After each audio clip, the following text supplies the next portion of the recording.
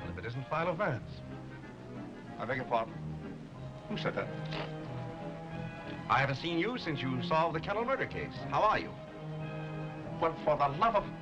Nick Charles, what are you doing up there? Impersonating a book cover? Shh. I'm working on a case. Don't tell me you've gone back to detective work. I thought you had turned respectable. Didn't you get married? Oh, didn't I? Vance, I married a girl in a million.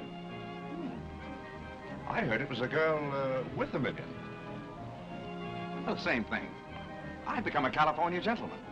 I never heard of such a thing. What are you doing here in New York?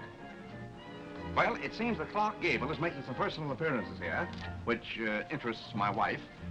And there's a very good bar at the Ritz, which is all right with me. So we popped into town to play. But would you believe it? Before you could say Metro Goldwyn Mayer, I stepped right into the middle of a baffling murder mystery, and they put me to work. Well, you poor fellow, you have my deepest sympathy. I can use it. Believe me, Vance, this case is a toughie. It all revolves about a tall, thin man. I was standing at the bar of the Ritz one day, reaching for an olive, when a very pretty girl suddenly popped up in front of me and said, Hello there. Hello. Another glass. How are you? You know, we do know each other. Certainly, we've known each other for years. Aren't you Nick Charles? Yes? You don't remember me. I'm Dorothy Wynant. How is your father? Oh, that's what I came to ask you. He's disappeared. Chris, what are you going to do? Just what I said I'd do. Chris, you wouldn't do that. Nikki. Automatically. Nikki, put Asta in here with me tonight. Oh, yeah?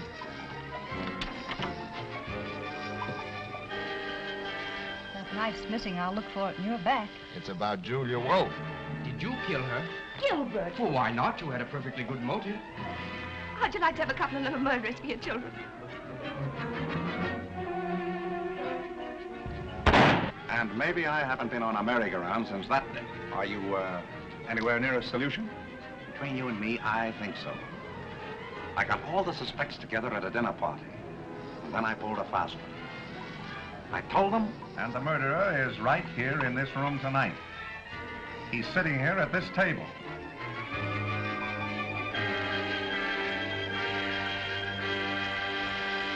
Are you sure that the murderer is one of that group? Not absolutely. But I know where to find out. Where? Right in there. Now, you watch me. I'm going to dissolve slowly into this book. And if you'll stand by, I'll give you the answer.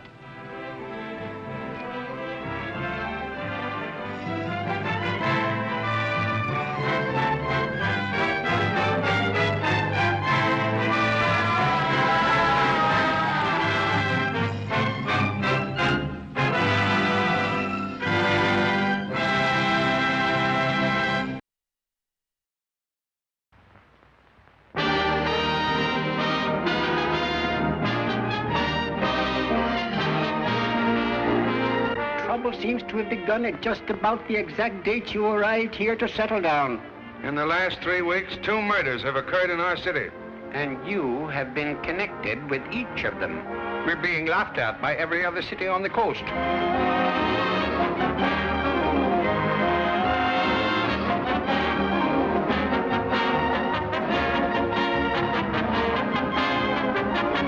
You know, we could mean something to each other. Really? The 5,000 didn't mean so much to you. Maybe. After I've cleared up a couple of murders, you and I could have a lot of fun. Isn't that something really worth working for?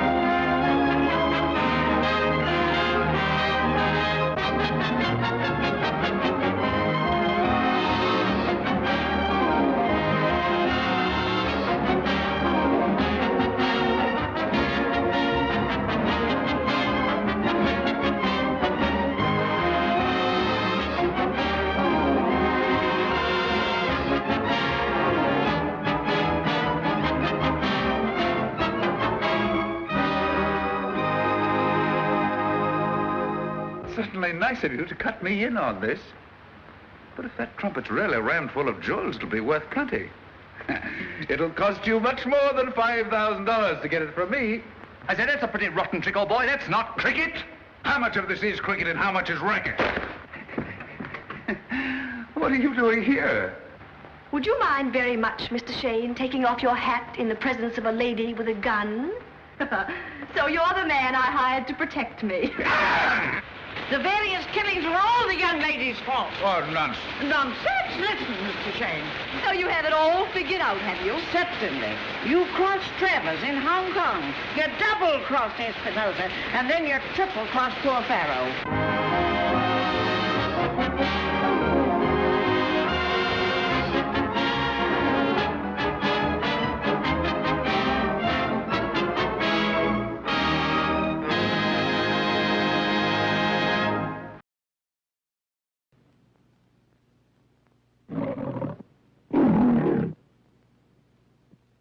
It is my duty to find the guilty person and bring him to justice. And I will spare no one. Get Lieutenant Taylor.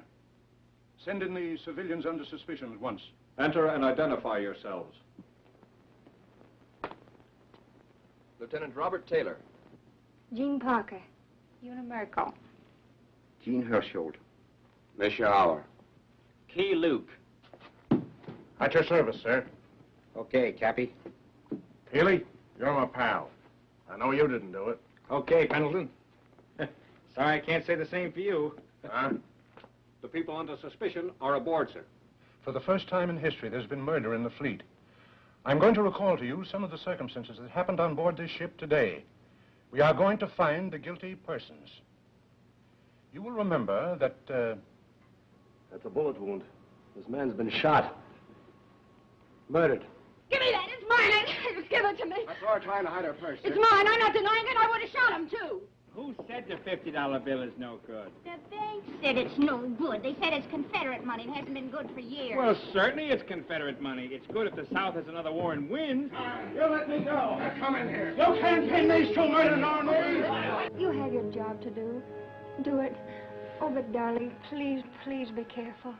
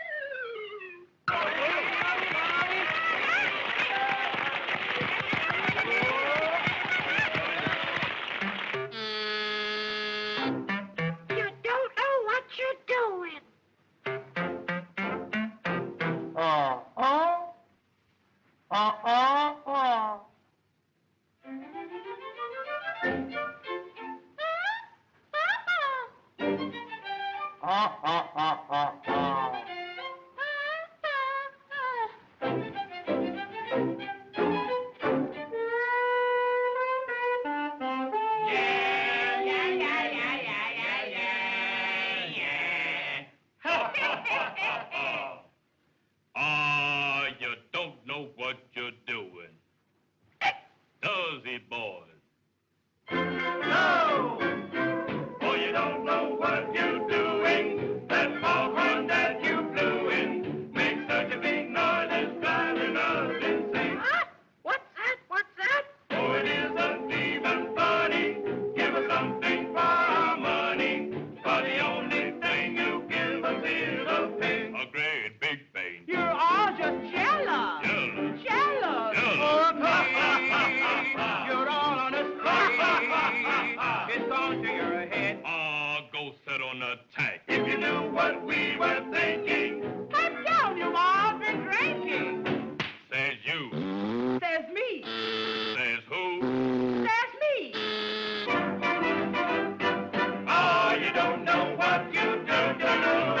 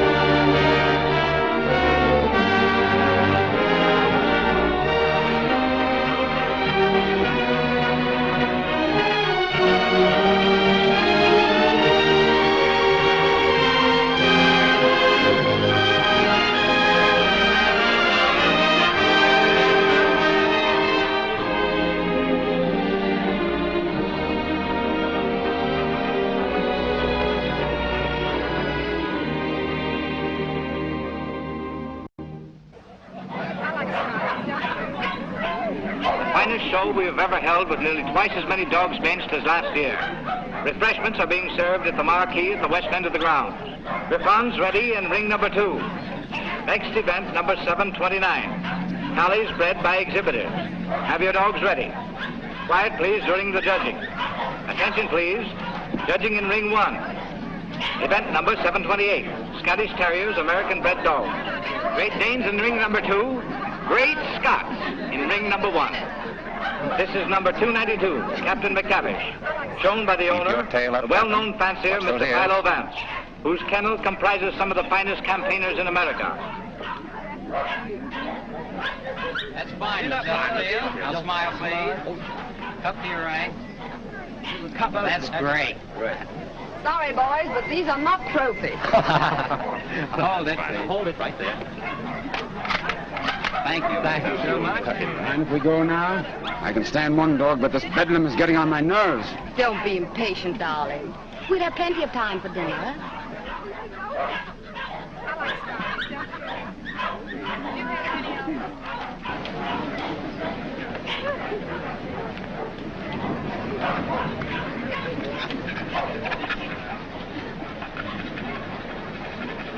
Hold it, 2.5. Show. Event number 728. The blue ribbon won by Gillespie of Heatherstone.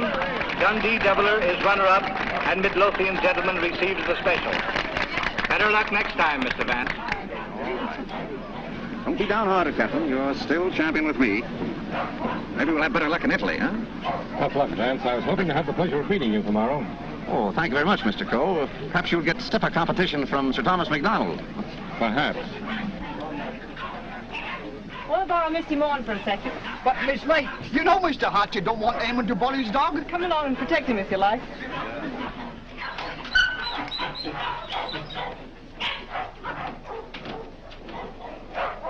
That's enough, Sir Thomas. I wouldn't take off another whisk. I think you're right, Sandy. Get ready. Hold it. Thanks. There you are, Gilly, laddie. Hello, Hilda. Hello, Tom. Well, what's the idea? Thought we'd do a little private judging. I don't imagine your uncle would particularly approve of this. I'm sure he wouldn't. Hold him a minute, Sandy. Let's take a good look at him. All right. Come on, I'll see. What me to you?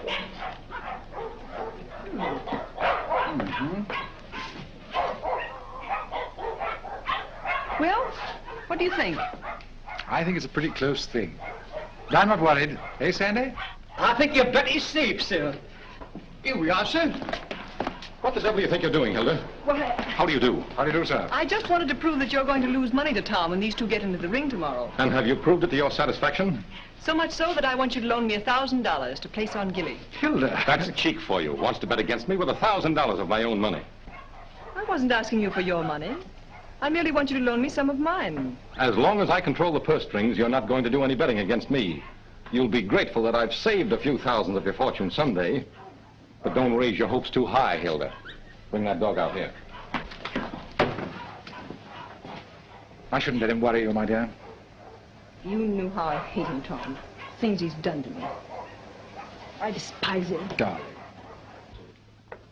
Now, let's see. Where did I put that? Ah, here it is. Unsolved murders. You know, I almost forgot it. I wouldn't have been able to sleep a wink tonight, wondering who murdered who and why. How any intelligent man can read that drivel is beyond me, Brisbane. What time does that Chicago train go? 5 o'clock. Well, it's 4:15. Oh, you've got plenty of time. Yes, I know, but I want to get out of here before Archie gets home. Good afternoon, sir. Afternoon. Is my brother at home? Yes, sir. He's upstairs. Tell him I want to see him. Yes, sir. Your taxi's waiting, sir. All right, there's the bag. Did you get those reservations? Yes, sir. And Mr. Archer told me to tell you he wants to see you, sir. Oh, he did, eh? You tell him I don't want to see him. Tell him I said so. In those words, sir? Exactly. Unless you can think of something stronger. Yes, sir. Of course,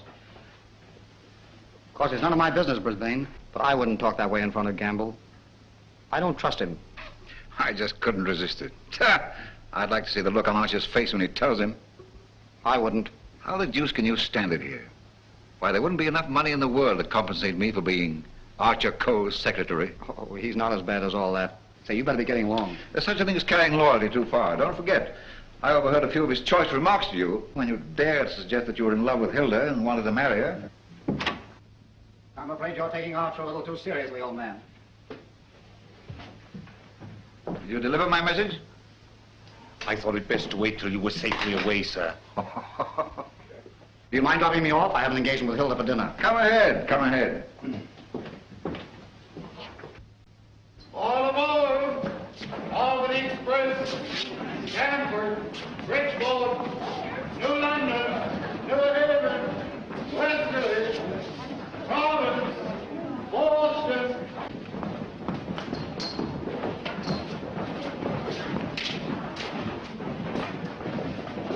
Here is Sir Thomas MacDonald New. What's the matter, Sandy? Something terrible's happened, sir. Gilly's gone. What? And I cannot find him. They've taken him off the bench, sir. Well, he couldn't have got loose.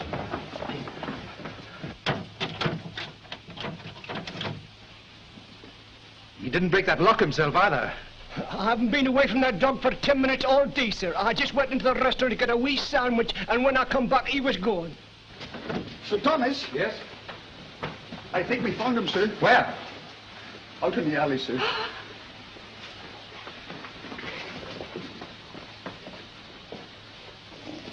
This way, sir. Gilly. He's dead. Oh. I'll kill the man who did this.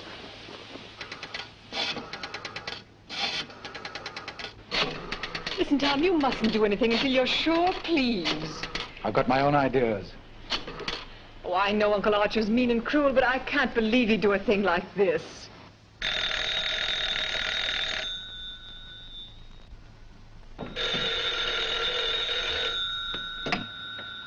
Hello? I'm sorry, but Mr. Archer Coe isn't here. Your dog dead? Oh, I'm terribly sorry. I'll try to locate him at once.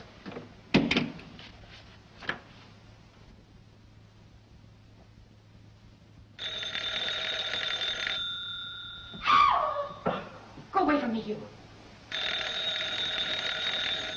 Get out of here. Get out. I suspected it when I saw you together this afternoon. You're nothing but a two-timing... Get out of my apartment. Get out. From now on, it is your apartment. All yours. I'm getting out for good.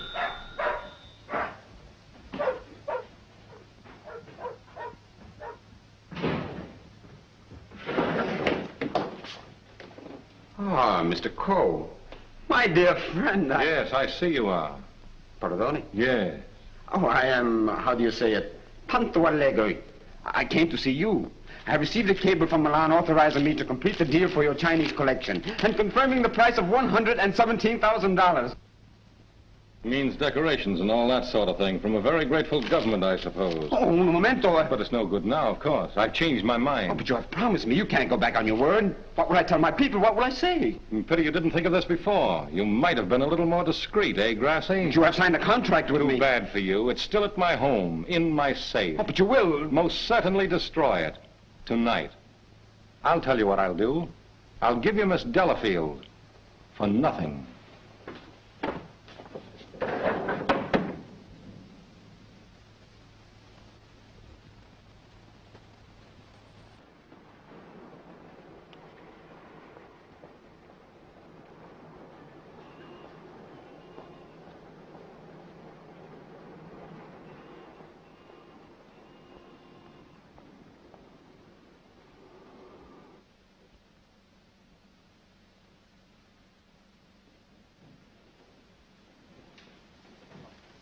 Hey, Liang. At it again, eh? I was led to believe that a cook's place is in the kitchen. The next time I shall... I have been expecting my dismissal, Mr. Coe. We have served our purpose, these priceless treasures and I. I overheard Mr. Reed saying you were preparing to sell this whole collection. You've been listening at the keyhole, have you? You cannot sell them, Mr. Coe. Do you think I would have dishonored my ancestors, perjured my soul, cheated my own countrymen to acquire these for you? Had I not believed that you would reverence them as I do? That's the worst of your race, a pack of mawkish sentimentalists about your ancestors. I don't need you tonight. Go on, get out. I would suggest you consider most carefully before you sell.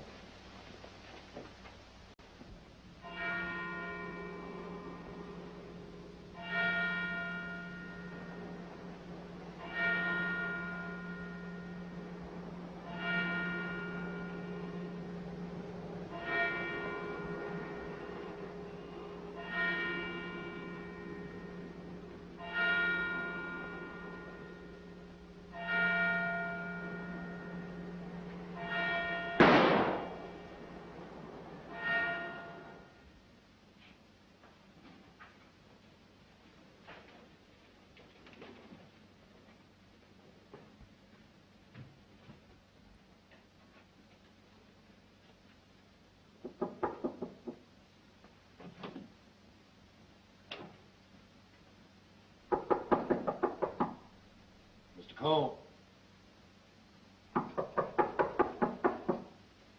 Mr. Cole.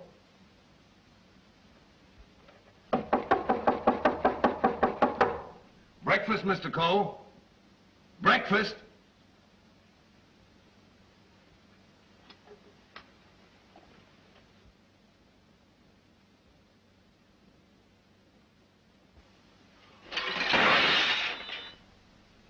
Mr. Reed! Mr. Reed! Mr. Reed! What is it, Gamble? Mr. Cole, Mr. Archer Cole has killed himself. Killed himself? When? How? He's sitting in there like, and the door's bolted. You're positive? Yes, sir. In his bedroom. Phone the police. Yes, sir.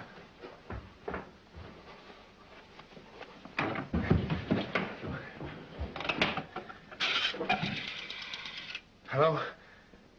Give me police headquarters, quick. Homicide, Sergeant Miller speaking.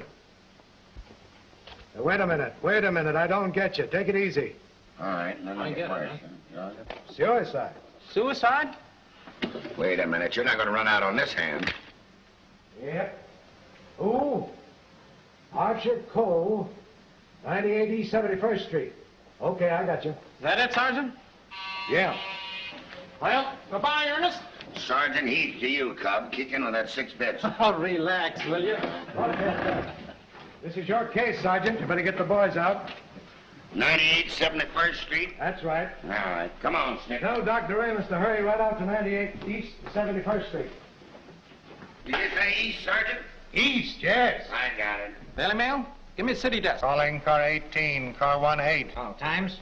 Charlie Adler. 98 East 71st Street. Last night, Archer Cole committed suicide. Proceed immediately and call your station for instruction.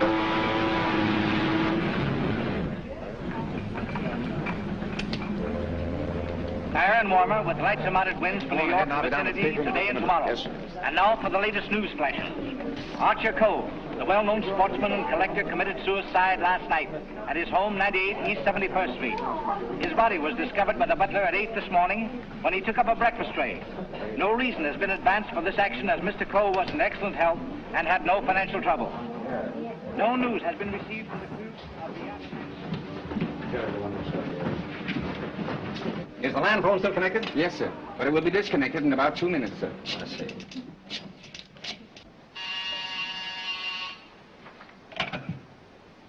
Hello? Hello, Markham. Hello, Vance. I thought you were on your way to Italy. I am. Well, I say, Markham, I just heard about Archer Cole. Yes. Too bad he had to bump himself off like that. That's why I called you.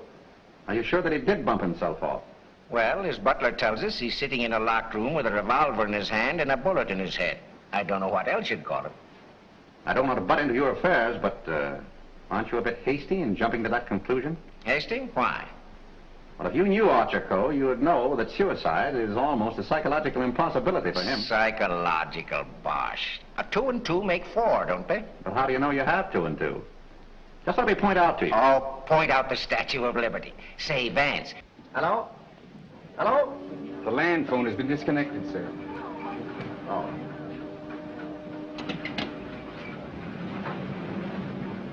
Will you have my luggage brought up? Yes, sir. Steward, Just have them send it ashore. I've decided not to sail. Sir? Vance, you've been right about a lot of cases in the past, but I can't help smiling at you getting off that boat and giving up a swell trip, all because of a hunch. As a matter of fact, Markham, more than a hunch. Huh? It just so happens that I talked with Archer Coe only yesterday. What? Where? The Long Island Kennel Club. You know, I can't conceive of a man on the verge of suicide being very deeply concerned over winning a championship at a dog show, can you? No. What do you mean? Simply this. As late as yesterday afternoon, Archer Coe was looking forward with the keenest anticipation to winning a blue ribbon from Sir Thomas MacDonald today. Sir Thomas MacDonald. Say, wasn't it his dog that was found dead last night? Right. And Archer Coe found dead this morning. You suppose there might be some connection there? I don't know. But if someone were to try to kill Captain McTavish, I'd probably turn murderer myself, wouldn't I, Captain?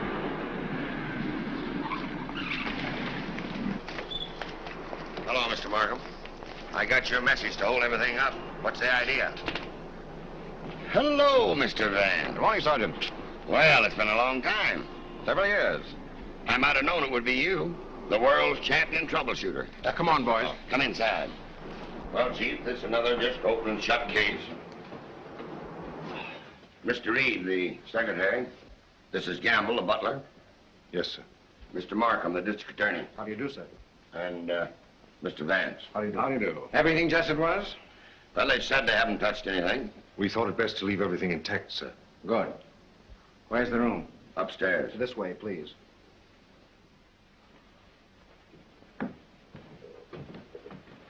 You've been in Mr. Coe's service long?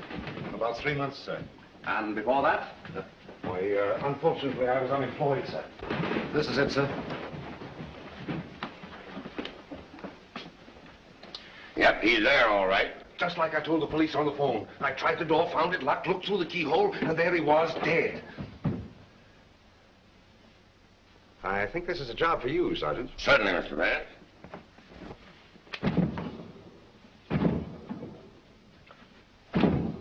Well, Hennessy, what are you standing there for? Your health?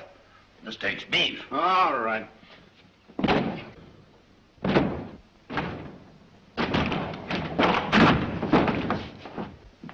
Congratulations, Sergeant. What is this, a bedroom or a museum? More junk here than in a Chinese josh house.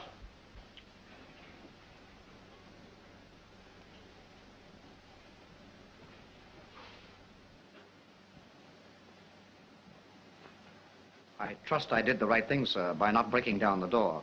I realized I could be of no help to him. Oh, he's been quite dead for hours. Bumped himself off, that's plain enough.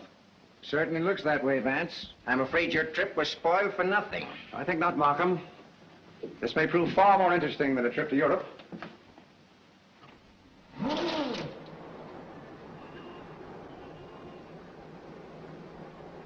You carry a gun? No, sir. You? Yes, sir, but only at night for the protection of the household. Is that it? Why, I... Come on. No, that was Mr. Archer's.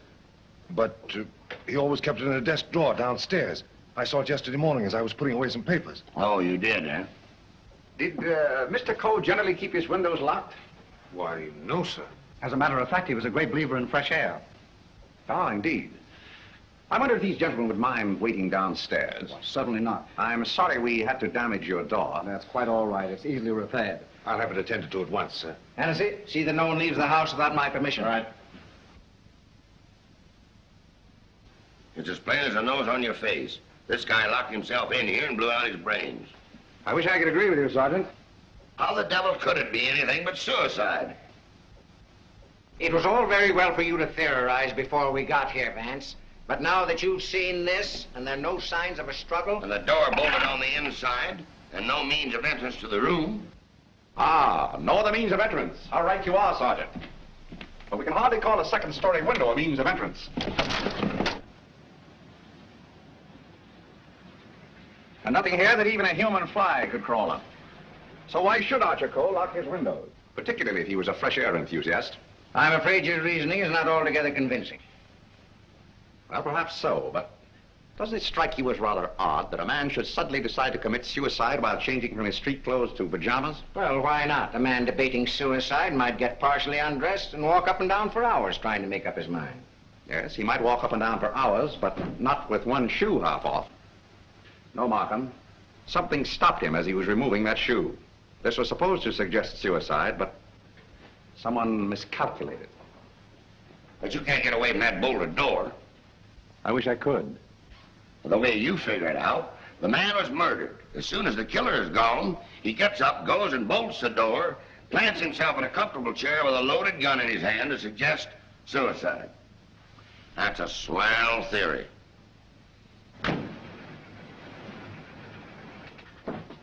Hello, Gamble. What is this? What's happened? Something terrible has happened, Miss Lake. Hilda. What is it, Raymond? What is it? It's your Uncle Archie, Hilda. He killed himself last night. Where? They're upstairs.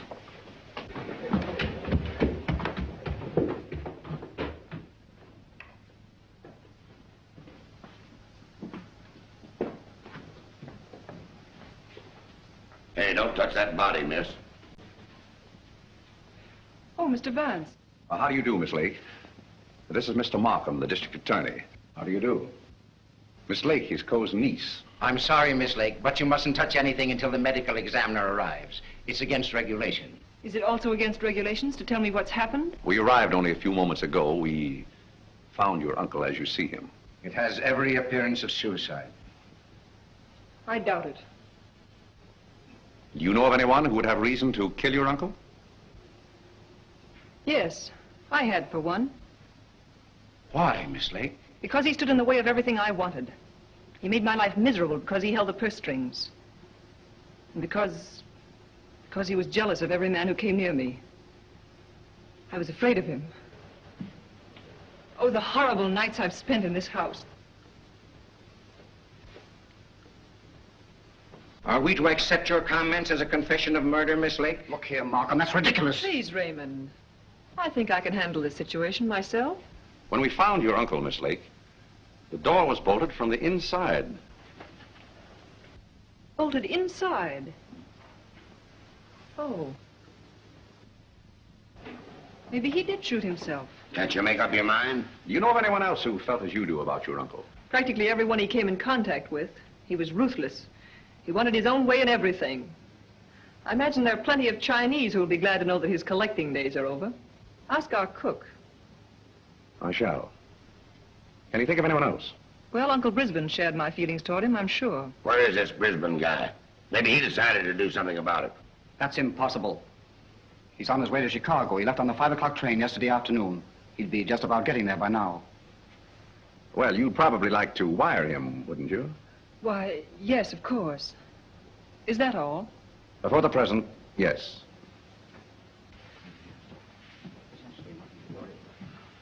Suppose we check up on Uncle Brisbane on that Chicago train. Won't take me but a minute.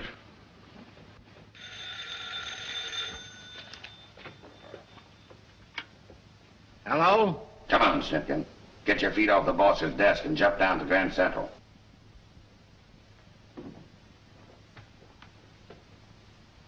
All right, I get you.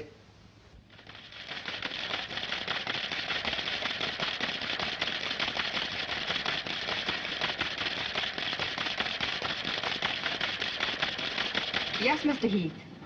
Langham Hotel, Chicago? Yes, sir. I'll rush the call. Hold the while, please. Oh, yes, Mr. Heath. We're expecting Mr. Brisbane called this morning. Oh, yes, he wired for a reservation last night. Thank you. Goodbye. Yeah. He took the 5 o'clock train, all right. Good. You know, there's a few things I'd like to find out about this girl, Hilda Lake.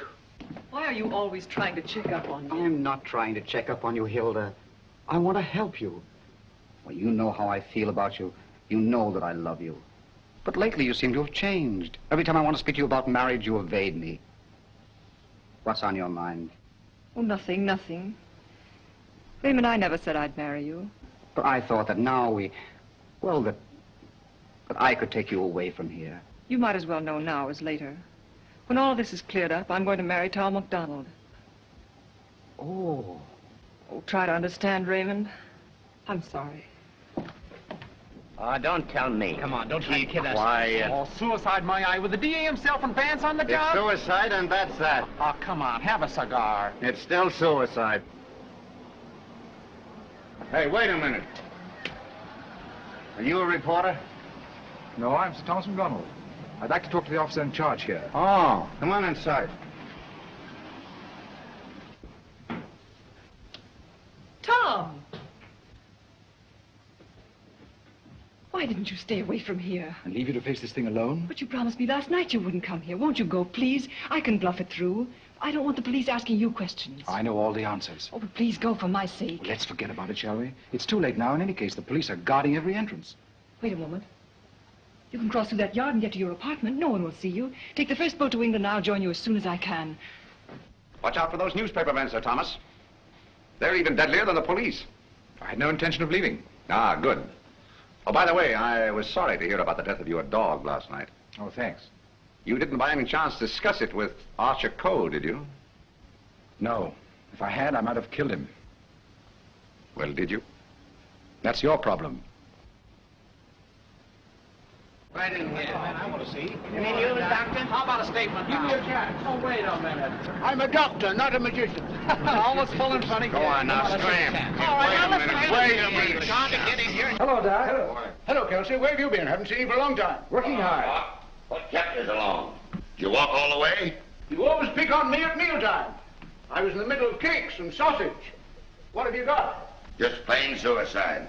This guy locked himself in the room, bumped himself off. Suicide. Then why didn't you let me finish my breakfast? Hello, Doc. Hello, Markham. All you need is an order to remove the body. If you told me that over the phone, I would have sent my assistant. Mr. Markham told me to phone you personally. Don't crab at me about it. I'll give you the approximate hour of the death, if you want it. That's big-hearted of you, Doc. And the routine autopsy, we can do tomorrow, as it's just a case of suicide. Why do you jump to that conclusion, Doctor? I know a dead man when I see one. Besides, the door was bolted. I know, the door was bolted from the inside. But what about the body? Hadn't you better have a look at it? I was going to. I'm a doctor, not a detective. This man is dead with a bullet hole in his right temple. He's holding a gun in his right hand. Just the kind of wound that might have been self-inflicted. The position is natural, and the door was locked on the inside. Well, let me see. That's strange. Did you find something to disturb you, Doctor? Plenty. There's blood in his mouth. And he's got a skull fracture from some club-like instrument. Well, what about the bullet wound in his temple? There's no blood there. That's so. Gentlemen, when that bullet entered this man's head, he had been dead for hours. Can you place the time of his death? I'd say from 8 to 12 hours ago. Would you say that the revolver was placed in his hand before rigor mortis set in? Yep. Did he die from the effects of the blow on the head? No. Probably rendered him unconscious for a while, but that wouldn't have killed him. Not powerful enough. The blow didn't kill him, the bullet didn't kill him, and yet he's dead. Suppose we try to find out just what did kill him. Glad you thought of that, Mr. Vance. It's not a bad idea. Perhaps I'd better take another look. All right, boy. Let's pick up these clues before they get mussed up here. Hey, just a minute, Doc, please. Ready? Give me a hand, Sergeant. Help me lift the body over to the bed. Where do you want to put it? All right, boys. The rigor routine. Let's get this body over on the bed. Around the handles, around the body. Get that neat and fine. All right, Chief. Hey, here they come, boys. Let's get it. All right. Lift him easy. Easy. Yes. Now then, just a little more that way. All right, That's Van, for you, Doc. That's it. There couldn't have been much of a struggle. His hair isn't even mussed. Maybe somebody slugged him and then combed his hair. By George, now I've got it. Stabbed below the left shoulder blade, near the spine. There's no external bleeding. Internal hemorrhage, huh? That's it. What do you think of the suicide theory now, Sergeant? Well, it's slightly complicated for him to shot, slugged, and stabbed himself, particularly in the back. Yes, very complicated. Oh, Markham. Yes. You see, there's no hole in the back of his pajama jacket. So he couldn't have been wearing that when he was stabbed. To get this. There's a hole in the back of his coat, and another in his waistcoat, blood-stained. He must have been fully dressed when he was attacked. That lets me out. I finished. I suppose you'll want a quick autopsy. Yes. Get that body down to the morgue as soon as possible. Good day, gentlemen. Good day. Hey, Doc. Yes? Do you think there's any possible chance of that being suicide? What? All right. Just a fair question, big boy. Go on home and get your hotcakes and sausage. You need the strength. That's it. Yeah. Right after that dead wire. Right. Any report on that wire? Not yet, Sarge.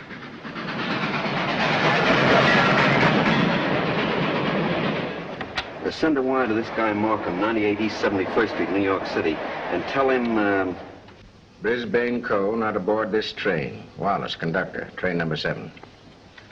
Sit down.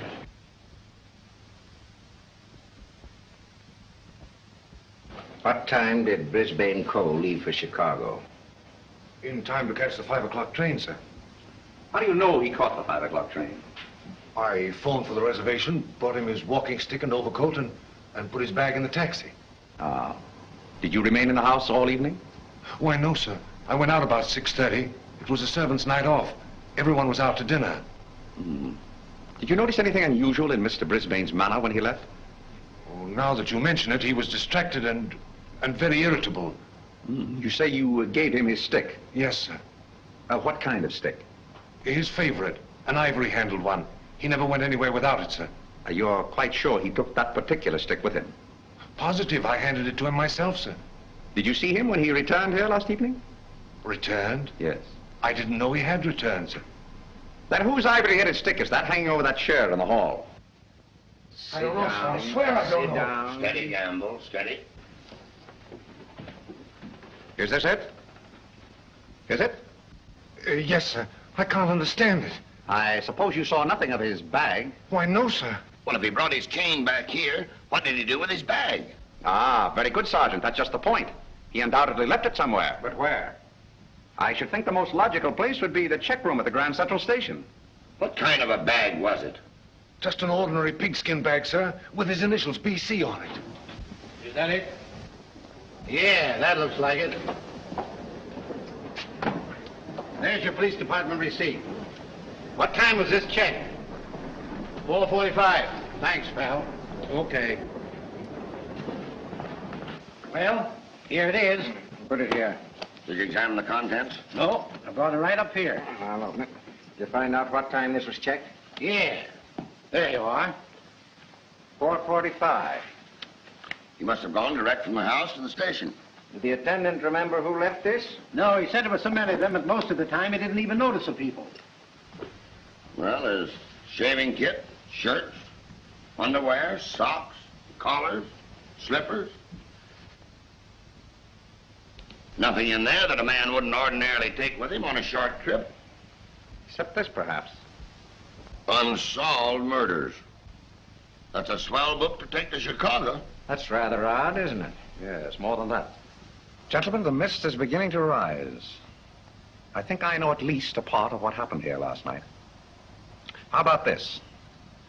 Let's say that Brisbane Co. started for Chicago on a night when he knew that no one but Archer would be at home.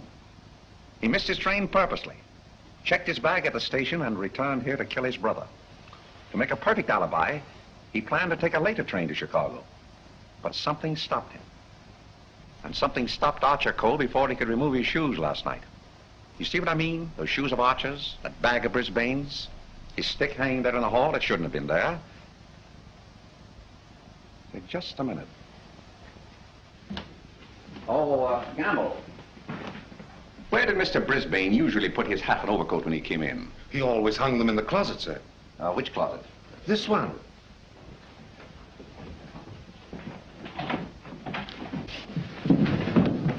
Oh!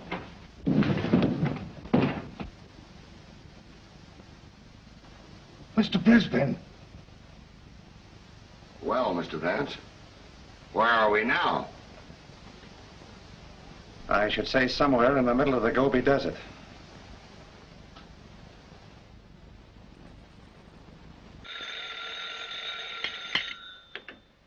Hello.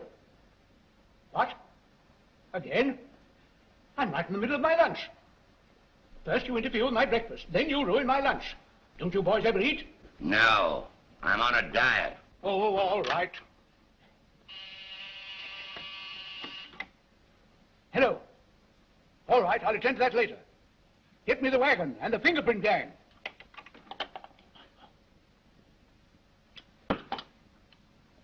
Just a minute, fellas. One side, please. Just a moment, please. Ready? That's all. All right, go ahead. Here. He's been dead for hours. And me thinking all the time he was playing possum. Well, there are too many people in the world anyway. Mr. Vance, this is just ordinary junk. I'm afraid so. And I'd rather hope for something important. Which one of the two victims died first, Arthur? Archer Coe, I think. This one a little later. And the weapon? The same, sharp and narrow. Second, tag and list these. I think I better fingerprint everything inside and outside here. Right, Captain. Hennessy. Yes. Look for a sharp, narrow weapon. Right. Found something? Why, it looks like fishing tackle.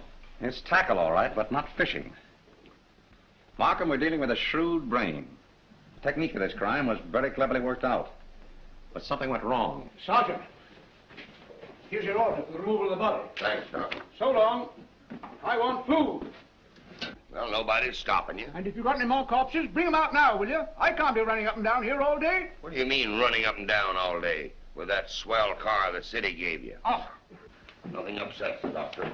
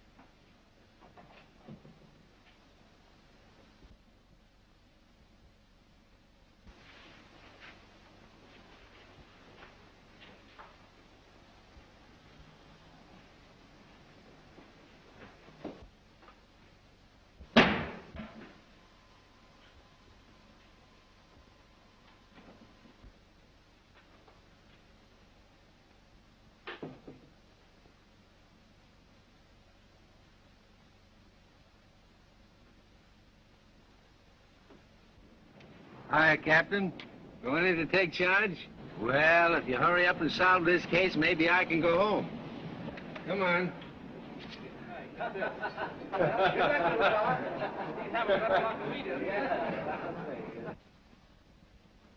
I can handle everything if I don't get too much interference. Oh, Markham. Yeah? You're just in time for a demonstration. I think I can show you how Brisbane Coe used this fishing tackle. He started for Chicago and merely to provide an alibi. He had other plans in this room. Watch this. Notice the bent pin which is hooked on the bolt handle? This is attached to the string I am now pulling through the keyhole. If you follow the string, you will see that it passes around a pin in the wall. This acts as a pulley, and is also attached to a string passing through the keyhole. You see, the bolt is now being forced into its socket. Upon my word. I now pull the first string through the keyhole, and then the second string. And with it comes the pin, leaving no evidence. Now let me in. It worked? Yes, it worked. Well, that explains that then. Very clever. It could have been done that way, but if Brisbane killed Archer Coe, who killed Brisbane and hung him in the closet? Why did he do it? That's what we want to find out, isn't it? Exactly. Yeah. Gentlemen, two persons planned the murder of Archer Coe. Two? What? But their paths crossed. Brisbane was one of them. The other? I've got it. The Chinese cook. They're full of those tricks. Forget this. Dr. DeRamus said that Coe was struck over the head with a blunt instrument. This poker would answer that description, wouldn't it? Yes, and that certainly looks like dried blood. It certainly does. But what about those short, coarse hairs? They don't look like Coe's. No. Well, Mr. Vance, why didn't you find that when you looked in there this morning? It wasn't in there this morning. Besides, it doesn't belong in this room. It belongs downstairs in the library.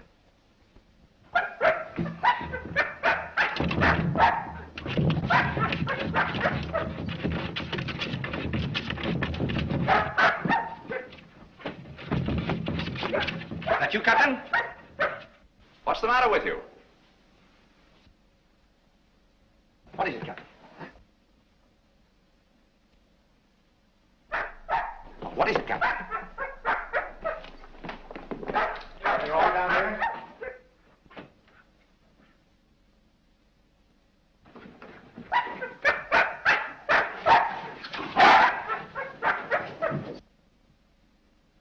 Oh, good boy, Captain. This dog's been struck a nasty blow. That explains the coarse hairs on the poker.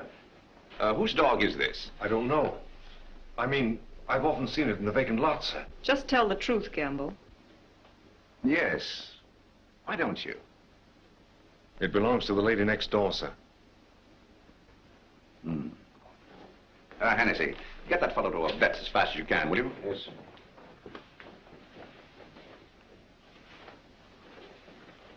Easy, easy, easy, boy. Easy. Now, Gamble, let's have the name of the lady next door. Doris Delafield. Yes, I'm Miss Delafield. Won't you sit down, gentlemen? Thank you. I'm sorry I didn't win you a trophy at the dog show. You're quite a fancier, aren't you? Yes, somewhat. I'm interested in one of your dogs, the Doberman. You mean Figaro? I wonder if I could have a look at him. I'm terribly sorry. You know, he slipped his leash last night and ran away. I've notified the police. My maid's been scouring the neighborhood trying to find him. Well, did she inquire at Mr. Coe's house next door? Well, I don't know. You and Mr. Coe have been good friends, haven't you? I know him. Why? Your dog was found in his house this morning, badly wounded. What? Have you any idea how he got there? No. Do you suppose he would follow someone into the house? Well, I hardly think...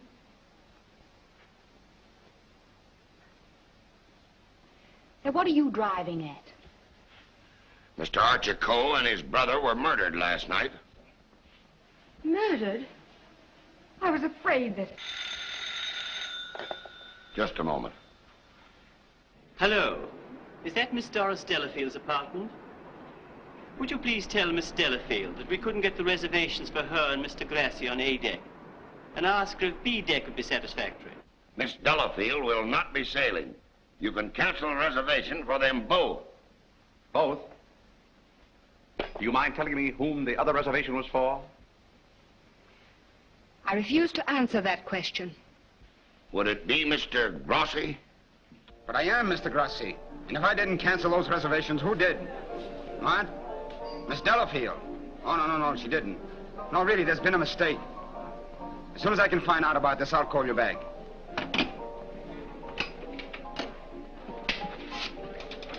I don't think you'll find Miss Delafield at home just now. And as for the cancellation of your steamship reservations, we regret very much that it was necessary. Who are you? This is Mr. Markham, the district attorney.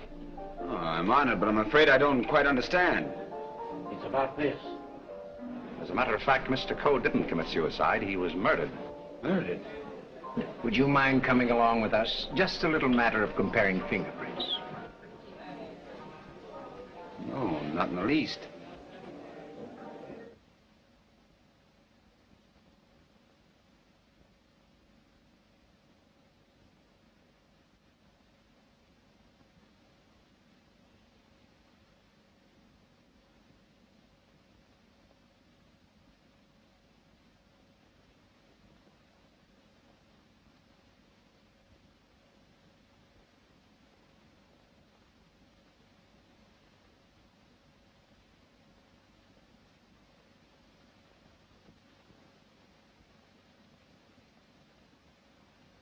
I think that's all.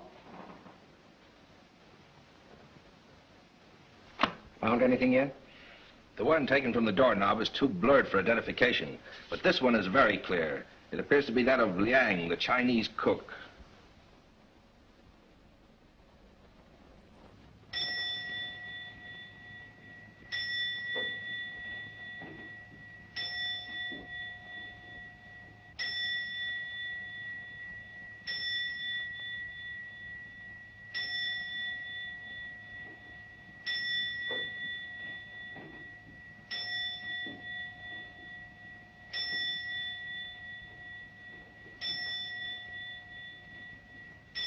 Any luck?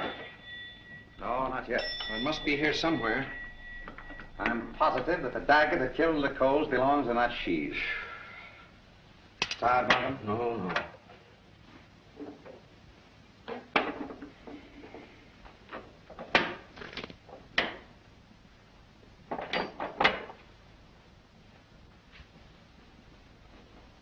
Well.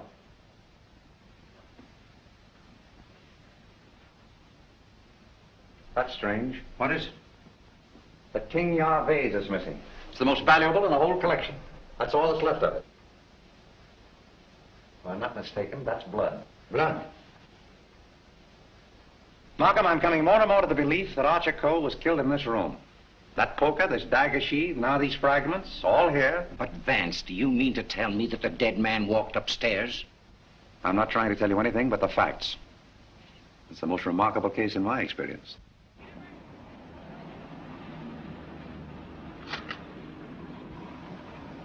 Find anything, Cap?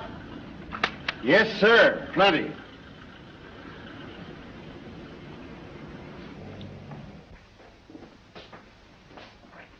Oh, Mr. Reed. Oh, yes, Mr. Vance. Would you step in for a moment, please? Certainly. Smoke? No, thanks. Did you notice that the Ting Yao was missing? Missing? Why, it was here yesterday evening. At what time? At about 6:30 or 7 o'clock. I came back to talk to Mr. Cole. About what? Well, as a matter of fact, I wanted to quit my job as his secretary. Oh, you'd been having some difficulties with him? It was rather a personal matter. I wanted his permission to marry Miss Lake. What did he say to that? He ordered me out. You went? Yes. Where? I went to find Miss Lake. I thought she was at the Kennel Club, but I had a puncture on the way, so it was rather late when I got there. She'd already left with Sir Thomas MacDonald. Then I came home and went directly to bed. Did you hear anything or see anything when you came into the house? No. But after I'd been in bed for a while, I heard some noises downstairs. I opened the door and looked down, but it was only Liang, the Chinese cook, coming in. Was he customarily noisy in entering the house? Oh, as a matter of fact, it's the first time I ever heard him come in. Indeed. Well, I think that's all, Mr. Reed. Thank you. Thank you. If there's anything I can do to help, let me know. Quite right. Good night. Good night.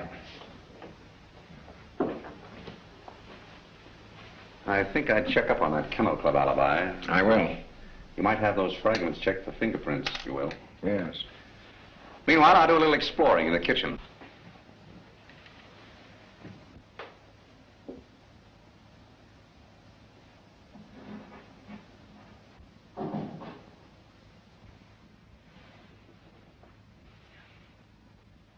Why, Mr. Vance, I thought...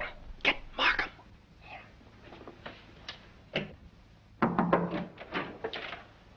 Mr. Liang, I believe. You're the cook. Me cook. You can drop the pidgin English. That isn't necessary with me. Where did you go to school? Columbia University. Ah, that's considerable education for a cook, isn't it?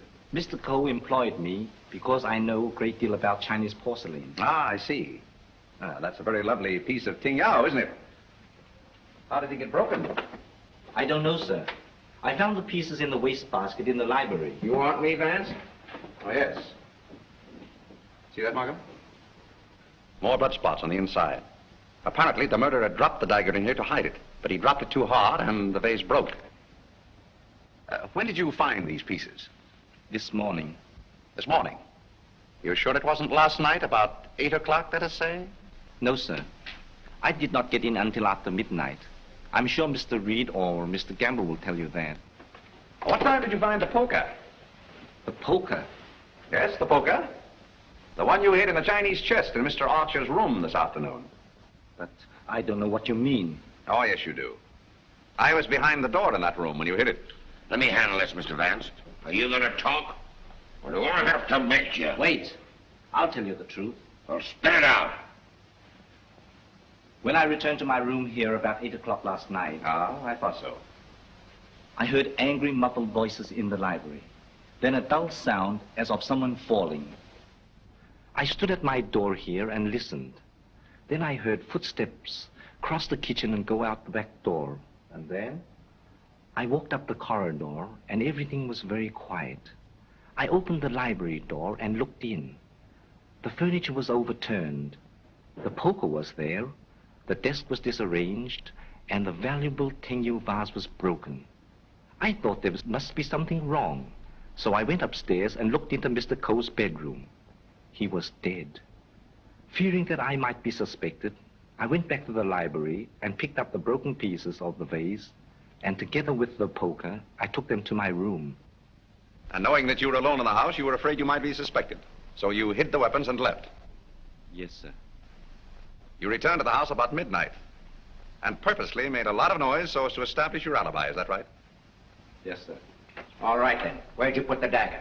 I did not find the dagger. Don't give me that. What did you do with it after you stuck it in Archer Coe's back? I've got it, Mr. Markham. Yes? What? Fingerprint on this broken fragment belongs to the Italian, Eduardo Grassi. Well, Mr. Vance, looks like somebody else miscalculated. Yep, it fits. Oh, that doesn't prove anything. What about this?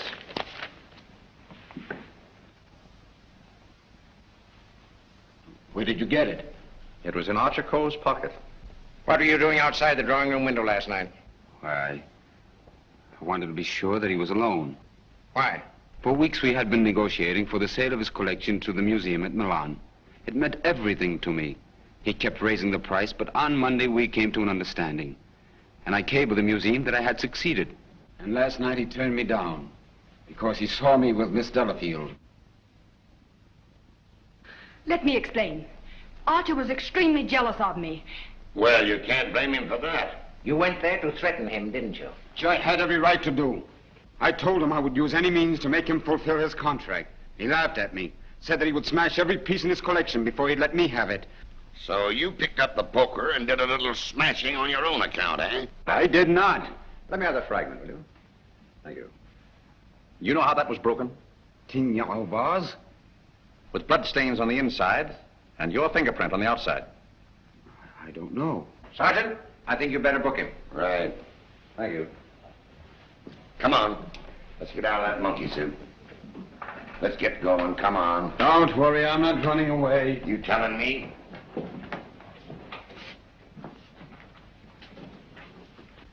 I suspected the Italian all along. Exactly.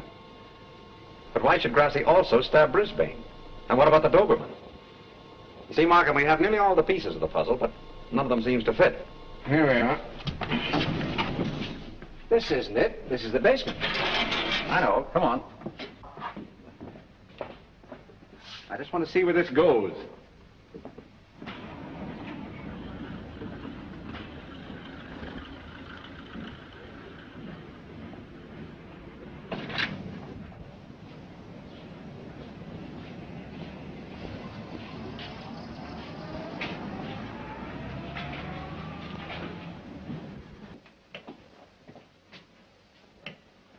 Good evening, sir. Gamble. By the way, how long have you been using that name? All my life, sir. Dubois checked Gamble's fingerprints at the Identification Bureau, and who do you think he turns out to be? Not Gamble? No. Atlantic Eddie. He used to work the boats on both sides of the ocean. Honestly, Mr. Vance, I haven't turned a trick in 5 years. Oh, that's all right, Eddie. I just wanted to let you know that we're old pals. Sir, someone slipped in the back door and went into one of the front rooms.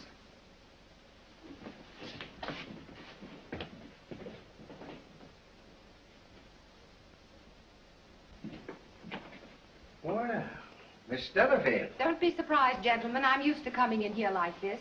you seem to know your way around here pretty well. As the district attorney, you're responsible for this case, aren't you? That's right. Well, I'm tired of detectives. I'm tired of being spied on. All you want to know is who killed Archer Coe, isn't it? Naturally. Well, I did. What? Yes. And there isn't a jury on earth will convict me when they hear my story. You don't believe me, do you? You were wondering this afternoon how my dog, Figaro, could get into this house. Well, he was following me.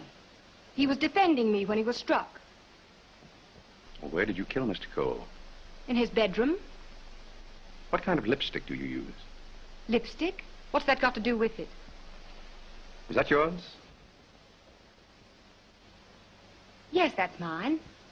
While I was struggling with Archer, my bag dropped on the floor and everything spilled out. Won't do, Miss Delafield. It's an old trick. It's not a trick. I didn't realize that you were so fond of Mr. Grassi. Mr. Grassi has nothing to do with it. Take me down to the station. I'll say nothing more until I get an attorney. Help! Help! Help! Help!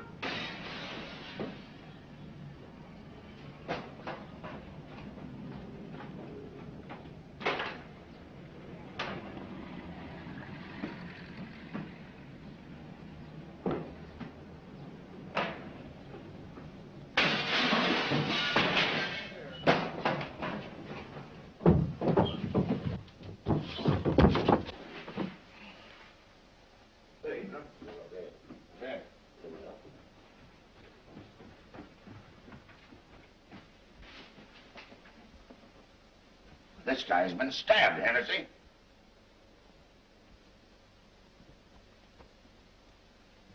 Is this it, Mr. Vance? Yes, that's it. Thank you very much. First you spoil my breakfast. Then you break up my lunch. Now you pull me out of bed in the middle of the night. And this fellow not even dead. Why don't you put that in your report, Doc? Of course, fingerprints would never pick up on that silk handle. But it fits perfectly. Where did you find it, Sergeant? Under the bed. Congratulations. That's all right, Mr. Vance. 3 crimes with the same weapon, Markham. Tom, what is it? What's happened? I don't know, dear. Somebody stabbed me. Is it serious, Doctor? Oh, no. I gave him 3 grains of sodium amytal to quiet his nerves. He'll be all right. I'd like to rent a room here till they finish this case. Poor darling. I wish I hadn't got you mixed up in all this. You shouldn't have come here. Let me see this through alone. Oh, I won't leave you. Can't we get away from here? We leave tomorrow. Together. Well, what do you think about it, Doc? Well, the thrust punctured the median basilic vein and caused a hemorrhage. Could the wound have been self-inflicted, Doctor? I'm the city butcher, not a detective. Don't bother me with any murders after 3 tomorrow. I'm going to the World Series. Hey, Doc, hold me the score between innings, will you? Get these people out of this. What are they waiting for? We just want to ask you a few questions, Sir Thomas. You say that when you were stabbed, you saw nothing, huh? That's right. It was dark. I heard a noise and jumped out of bed. Somebody threw a chair and just missed my head and struck the window. I shouted for help and ran towards the door.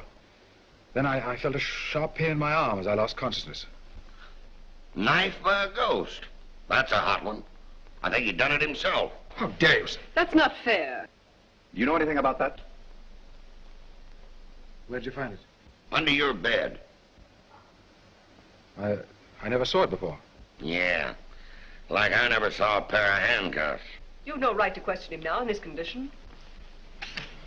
Rather funny.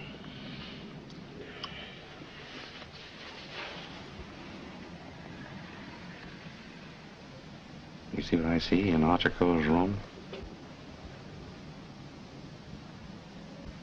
I have a suspicion that whoever killed the Coes came from this house. Probably from this room. Huh? Gentlemen, I think I can fit the pieces of this jigsaw puzzle together. Now, here is East 71st Street. This is the Coe house, the yard, and the apartment house next door. Now, let's have a look inside. This is McDonald's apartment. Directly opposite is the window of Archer Coe's bedroom. Underneath McDonald's apartment is the cozy little nest of Miss Delafield and her temporary guest, Mr. Grassi. This is the elevator, and here are the stairs that lead directly to the back entrance. From there, it's easy to reach the back entrance to the Coe house across the yard. Now, that's the front hall, and here's the library. On Wednesday evening, between 7:30 and 8 o'clock, Archer Coe was sitting alone in that room. Now remember, it was the servants' night off. The killer must have known this when he came in the back door. He was so intent upon what he was planning to do that he must have left the back door open, because from somewhere in that vacant lot came a dog, a Doberman Pinscher, belonging to Doris Delafield. He saw the back door standing open and went in. Meanwhile, the killer was moving along the hall toward the library, making absolutely sure that Archer Coe was alone. He knew exactly where he was going and exactly what he was going to do. He came so silently that it must have startled Archer Coe when he looked up and saw him carefully closing the doors. It is my conjecture, gentlemen, that a terrific argument took place. Archer Coe must have struck him, and as he fell back, he picked up the poker as the first weapon that came into his hand. He struck Archer Coe on the head. Coe collapsed across the desk, his hands groping in the drawer of the desk for his gun. Then, in a blind rage of the moment, the killer saw a Chinese dagger. He seized it and stabbed Archer Coe in the back. Coe probably fell to the floor. Meantime, our Doberman Pinscher was coming closer and closer, probably attracted by the sound of the struggle in the library. As the killer opened the door to escape, he saw the Doberman Pinscher in the hall coming toward him. He again picked up the poker as the dog entered the room. True to the instinct of his breed, the dog sensed an enemy. He leaped. The killer struck, and the dog fell, badly wounded. Now he tried to hide the dagger in the Tingya vase. He dropped it too hard, and the porcelain broke into bits. He picked up the dagger again and went out the same way he came in. Meanwhile, Coe slowly regained consciousness and pulled himself to his feet. You remember, gentlemen, that Dr. Doremus said Coe died of an internal hemorrhage. And that is the key to the whole situation. Archer Coe, already a dying man, walked upstairs. And what is even more terrible, he did not know that he had been stabbed. He went to his room and, feeling a little faint probably, he removed his coat and vest and hung them in the closet where we found them. He put on his pajama top and went to the window and raised the shade. Can you imagine the killer's emotions when, from someplace in the apartment house across the vacant lot, he looked over and saw the man he thought he had killed standing there at the window? He knew then that he had to go back and complete his job to save himself. Feeling very faint by now, Archer Coe went from the window to the chair beside his desk, where he sat down. There, he started to remove his shoes. You remember just how we found him. In the very act of removing them, before he could get one of them entirely off, he died. I don't think he ever knew what killed him. Now we come to the most awful part of the tragedy. Brisbane Coe came back to the house with a cleverly worked out plan for killing his brother. He also knew that it was the servants' night out and that he would not be disturbed. He went down the hall to the library, and from the drawer of the desk, he took Archer Coe's own revolver and put it into his pocket. Then, turning out the light on the desk, he went out of the room. He hung his stick over the chair in the hall and tiptoed up the stairs and into Archer Coe's room. He saw his brother sitting in his easy chair, apparently asleep. I can see him tiptoe across the room. And from somewhere just across the desk, he took out the revolver and with careful aim, he pulled the trigger.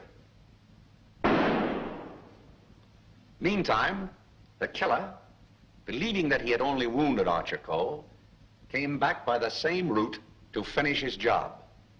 Then Brisbane closed the window and lowered the shade. And returning to the body, he carefully placed the gun in Archer's hand, as though it had been suicide. Then he went to the door, and with the two pieces of string, the pins and the darning needle, he was able to bolt the door on the inside, just as I showed you. A very clever device, gentlemen. which he had discovered in the book of unsolved murders, which we found in his suitcase. Then, gentlemen, Brisbane went on down the stairs, little knowing what awaited him there. The killer mistook Brisbane for Archer Coe and drove the dagger into Brisbane's back. Then, to hide the body, he dragged it into the closet. I doubt if he even discovered his mistake until the next day. That's great. But who did all that? Well, you can search me. I'm going screwy. You can include me in that, Sergeant. Haven't you got any ideas at all, Vance? Markham, it's a maze of conflicting clues. Any one of 7 people might have done it. But we couldn't convict 7 people, Mr. Vance. You couldn't convict one with the evidence you've got. Gentlemen, I'm afraid we're completely stopped. Licked. I hate to admit it, but it looks that way. Vance, in all the years we've worked together, I never heard you say that before. I know. I'm sorry, Markham. Well, what are we going to do about it? I don't know. Are you sure you checked up on all the alibis? Every one of them. And you've gone over the fingerprint situation with your boy? Yes, sir. Well, we've slipped up somewhere, Sergeant. But there must be something that we can get our teeth into. Markham, I suggest that you dismiss this case. What? Dismiss it? Yes, turn all the suspects loose. I can just see all the newspapers in this town screaming for a new district attorney. Well, we can probably cover you up all right, Mr. Markham. I've said it was suicide all along. Yes, I know. We could put that solution on it, but I hate to do it. All right, Sergeant, go ahead. Turn him loose. Turn him loose? Yes. Well, Mr. Vance, this is once we're both stuck. When you give up, Vance, I'm sunk. Oh, I haven't given up. I have another idea. What? If it works, I'll have your killer for you in half an hour. I'm going to arrange a little meeting with him now. What? But you let me dismiss all the suspects. Yeah, that's just what I wanted you to do.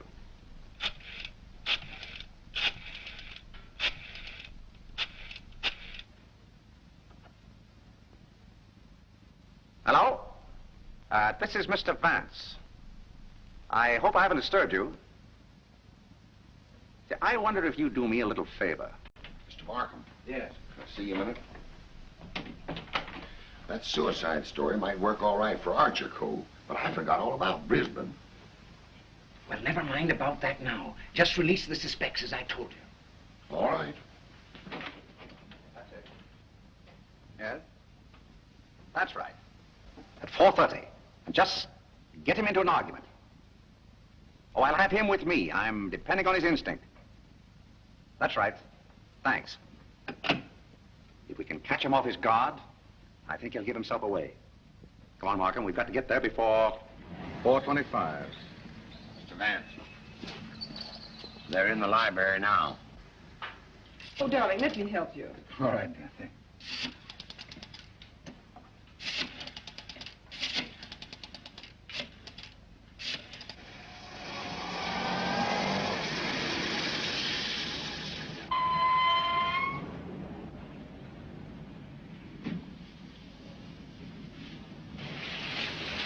Well, this is the first time we've used bloodhounds in police work since I wore high-button shoes.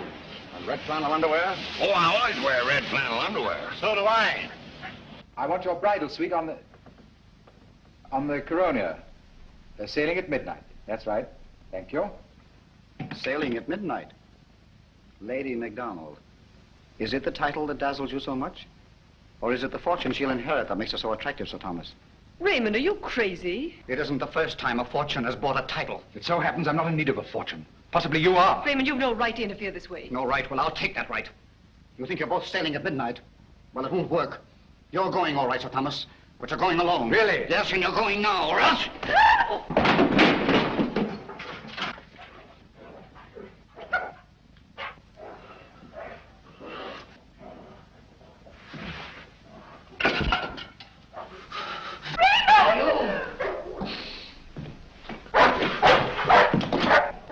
The poker again, huh?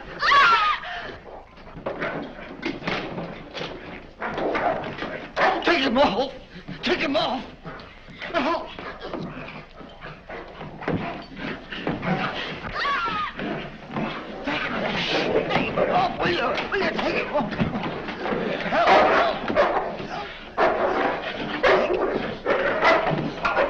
Here, hold him.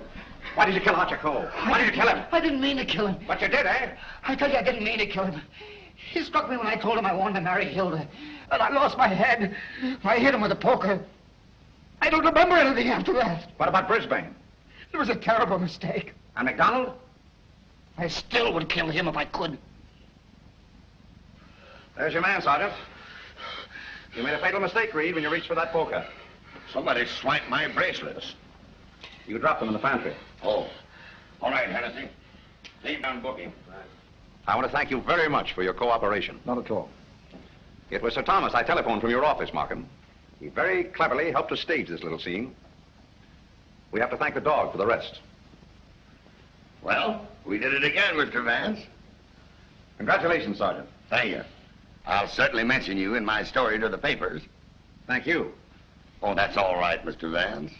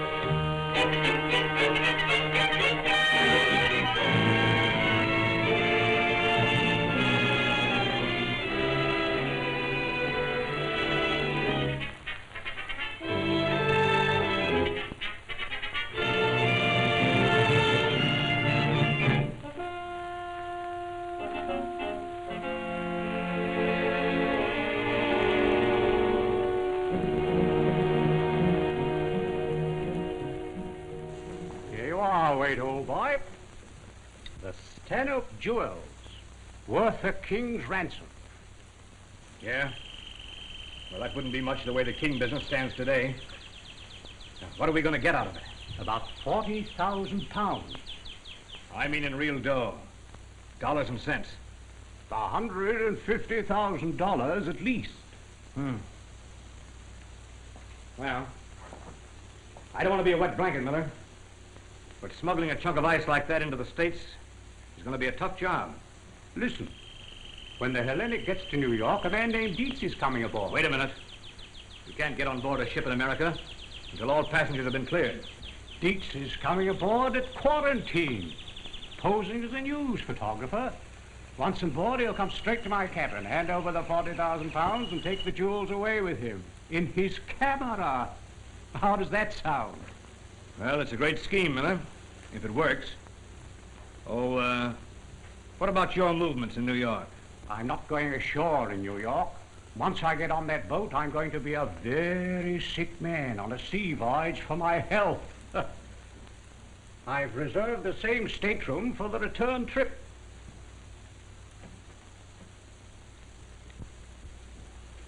What about my dough? Do I have to wait till you get back? You can trust me.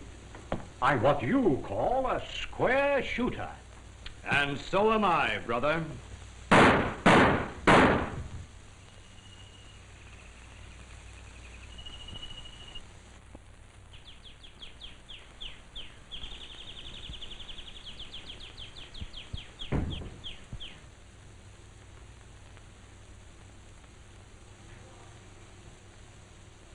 You're a clever man, Waite. Not Waite. From now on, it's Miller. Did you pack his trunks? Everything is ready. Mr. Miller?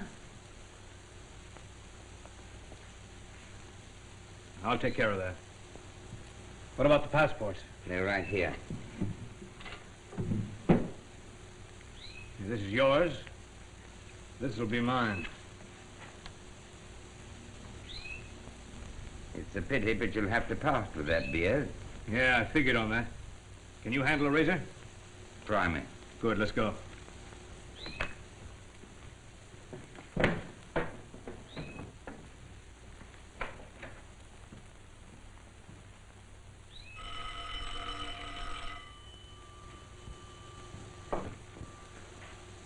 Was Miller expecting anyone?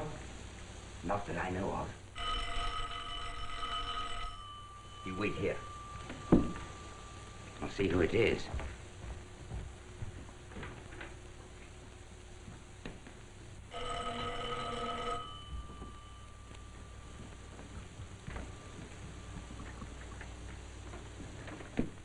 I'd like to see Mr. Miller. I'm sorry, miss. Mr. Miller isn't at home. He's gone. Gone, eh? Well, you just tell him Daisy wants to see him. He'll know. But I'm sorry, miss. I've already told you Mr. Miller isn't at home. In fact, he won't be home for some time. Perhaps you'd like to convince yourself.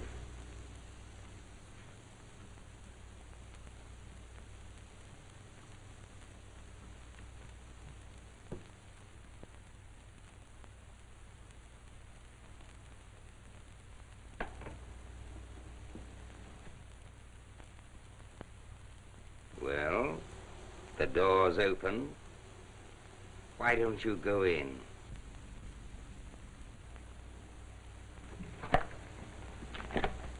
Ah, a pretty little thing, like you. And just as deadly.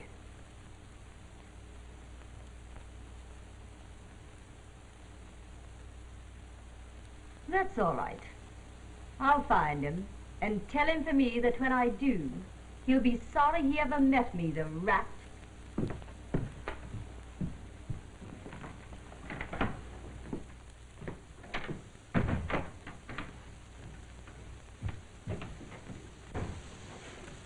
We've got to get out of here. Fast. It's getting dangerous. Not the police. Worse, a woman. Oh. Oh.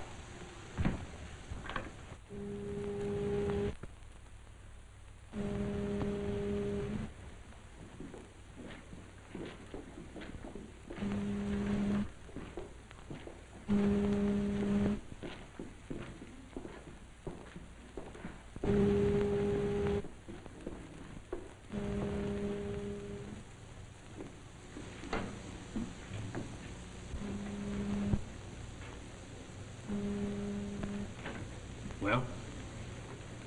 Well? Guess you can go out for your walk now. Only a few people on deck. No, thanks. I'll wait till later. Taking no chances. My dear, wait. Oh, don't call me wait. Until this deal is finished, I'm Miller. And you're my valet. Is that clear? Yes. At your service.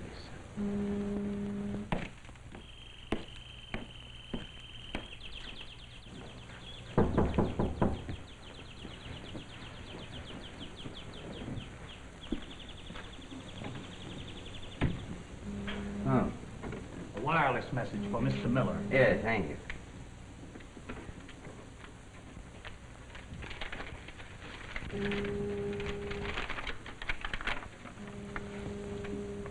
Well, what does it say? Mother, arranging welcome. Everything fine. Love and kisses. Say, what the... That's Miller's code. Meet you at quarantine. All set for deal. Peters and Deeds. Well, everything seems to be working out smoothly. Yeah? Well, I hope so. Oh, nothing to be nervous about. No? No.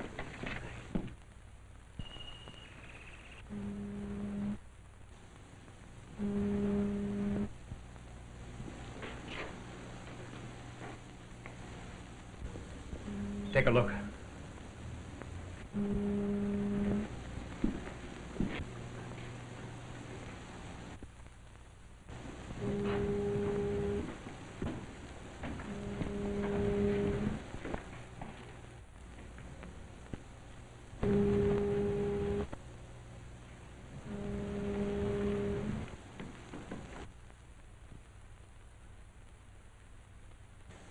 I understand.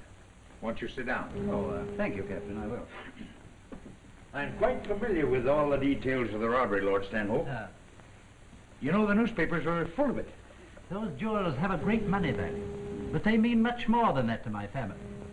The point is, Captain, I have undertaken the job of getting them back. And you really think that the thieves are on board this boat? I am certain, Captain. That's why I am asking you for your cooperation. Well, of course, you understand that it'd be rather unwise to search or question any passenger without something more definite than a mere suspicion. I see. Commercial caution.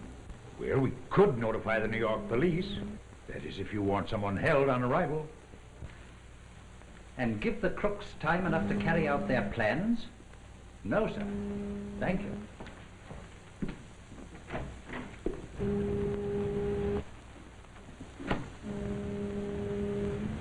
All right. Come on.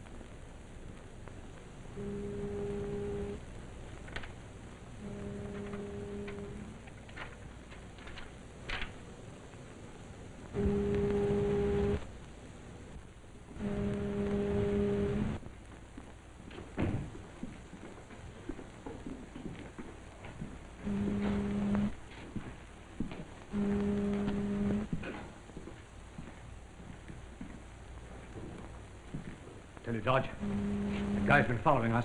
Oh, come on. He's only a passenger walking around the deck. Yeah? Just the same, I'm going in.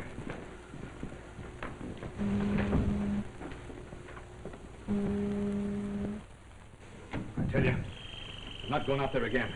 It's nothing. You're nervous, that's all. Yeah.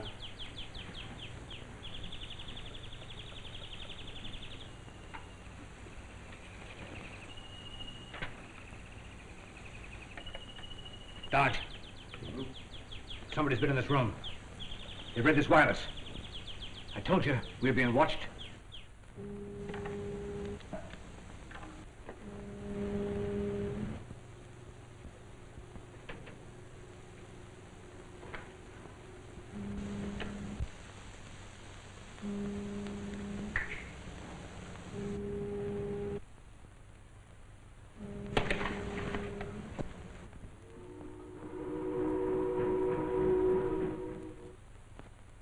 Get this, dates.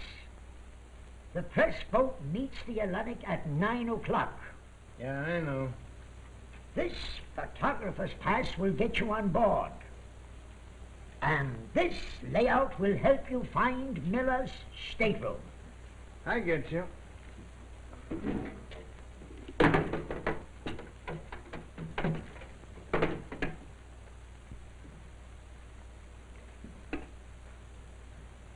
That's an awful lot of dough, so don't fall in the bay.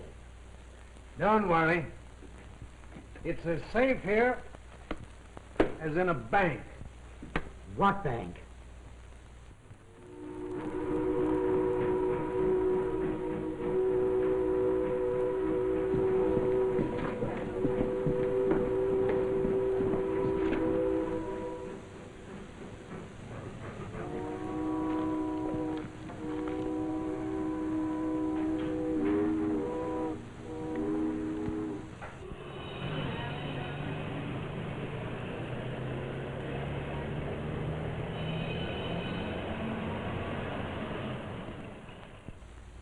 Come on, Inspector. Buy a poppy and help the veterans. Sure. There you are. Cablegram, Inspector. Well, Doc, here's something right down your alley. Listen. Body of man shot and disfigured beyond identification, found yesterday in a house owned by Ben Miller, whom we believe implicated in Stanhope jewel robbery. Stop. Lawrence Stanhope threatened thieves. Stop. Suggest you question him on arrival aboard Hellenic today. Scotland Yard. What time does the Hellenic dock? We're not going to wait until she docks. Hello. Inspector Carr talking. I want a police boat at the battery in 10 minutes. Yes. We're going to meet that boat. I was going to his cabin to get his passport for the immigration, sir. Twice I knocks at the door, and he don't answer. So I'm thinking he's asleep, and I decides to go in. And blimey, when I opens the door, there he is laying face downward. Dead as a dead horse.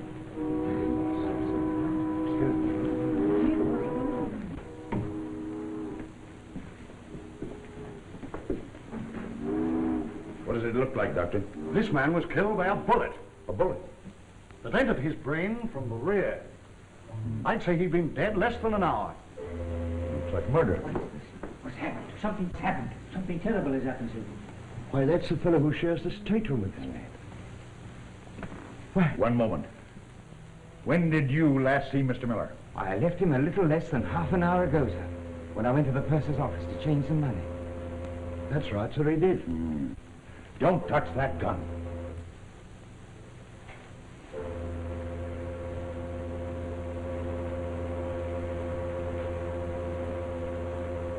Radio the New York police to meet us at the dock. This is their jurisdiction. Very good, sir.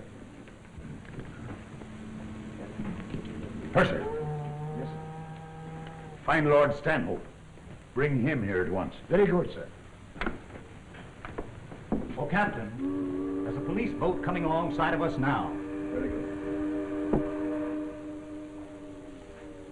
Do you know this man, Stanhope? I never saw him before I came aboard, sir. But this morning, out of a clear sky, he stopped me on the deck and asked me how Mr. Miller was feeling. I thought maybe he knew him, so I replied Mr. Miller was quite sick. Did you see where he went after that? No, sir. You see, I went on to the purser's office to get some change. That's right, sir. I changed a $100 bill. Oh, did Mr. Miller bring United States currency with him? Why, yes, sir. I searched Stanhope's cabin, Inspector. Couldn't find a thing. Right. Did you bring a gun with you on the trip? Why, of course.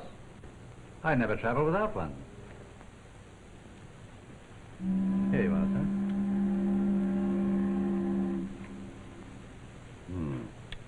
Well, it's a cinch that didn't kill him. No, Inspector. This is the gun we found near the body.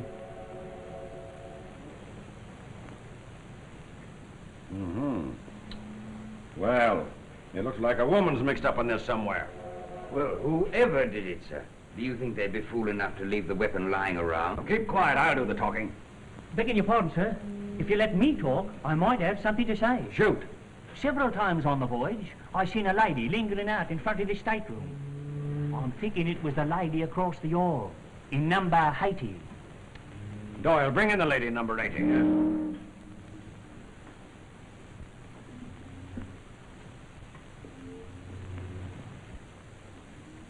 I suppose you know what's just happened around here. I find it necessary to ask you a few questions.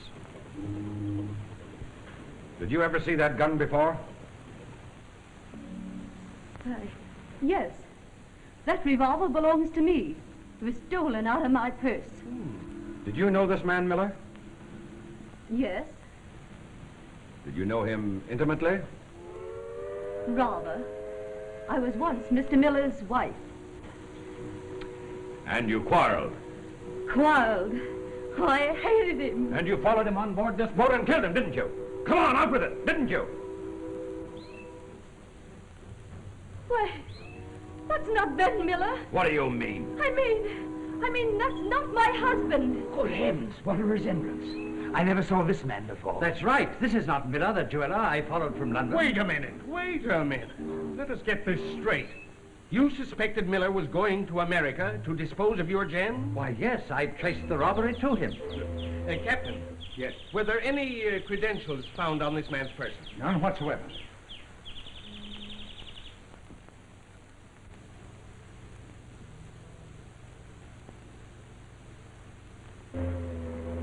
Inspector, just what does this mean to you? Holy mackerel. That man must have been in New York this morning. Exactly. And before getting on board this ship at quarantine, he must have bought a poppy. We'll find out who he is and how he got on board quick enough. Doyle, Check up on the reporters that came out on that tender this morning. Right. You are the purser? Yes, sir. Would you be good enough to get us the $100 bill that Mr. Dodge changed this morning? Certainly, sir. Dodge, where are the Stanhope jewels? Jewels? You heard me. Hi, Inspector, you don't suppose he'd be carrying them around in a suitcase? Well, it's a safe bet they've got them hidden somewhere. I'll have a thorough search made if you wish, sir. Thanks. If this man came on board this morning, where's the guy who was traveling in this cabin with you? But I've already told you. The last time I saw him was just before I went to the purser's office to get some change. Here you are, sir. The $100 bill. Checked on the reporters, Inspector. This bird's a photographer named Dietz. None of the newspaper gang ever saw him before. Okay. Examine that for fingerprints and compare them with the dead man. Right. All right. If you won't tell us about the jewels, maybe you'll tell us who the man was found murdered in Ben Miller's house in London the day you sailed. You know, the man who was slashed up with a razor. Razor? Inspector.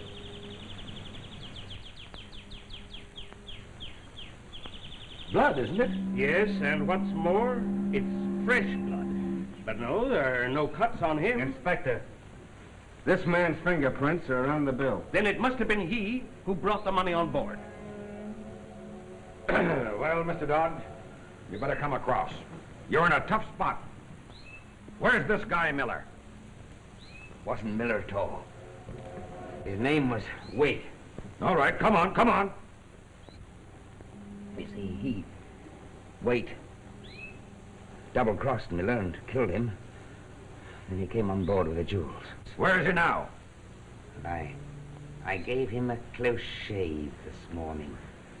You're liable to find him somewhere down the bay. Oblige me with the light, please. All right, come on now. Where are the jewels? In the bird cage. Doyle. Yes. You didn't like the idea of going 50-50 with this man, Waite, so you double-crossed him, eh? Yeah. Before he double-crossed me with this crook from New York. Inspector, here are the jewels. Oh, there they are. That's the jewels, all right. I see. And when he came on board with the dough, instead of giving him the jewels, you gave him lead. Pretty crude. I had you figured out as a pretty tough hombre, Mr. Dodge, but I had no idea you were a one-man crime wave. Doyle. Yes. Send the gentleman's baggage to the tomb. Right. Inspector! What's the matter? What's the matter? What's happened? No. Doctor! Inspector. Poison. Well, I can say this much for him. He certainly took life easy.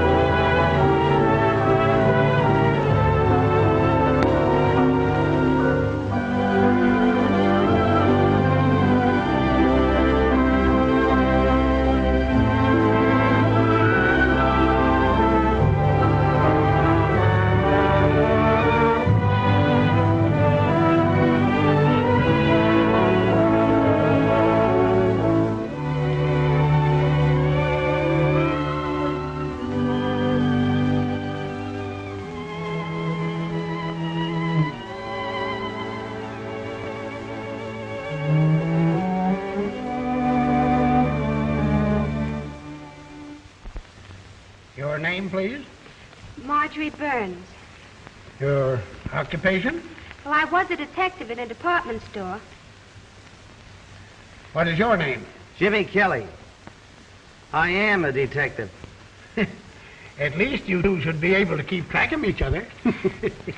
Yeah, you signed right on. We'd like to get married right away.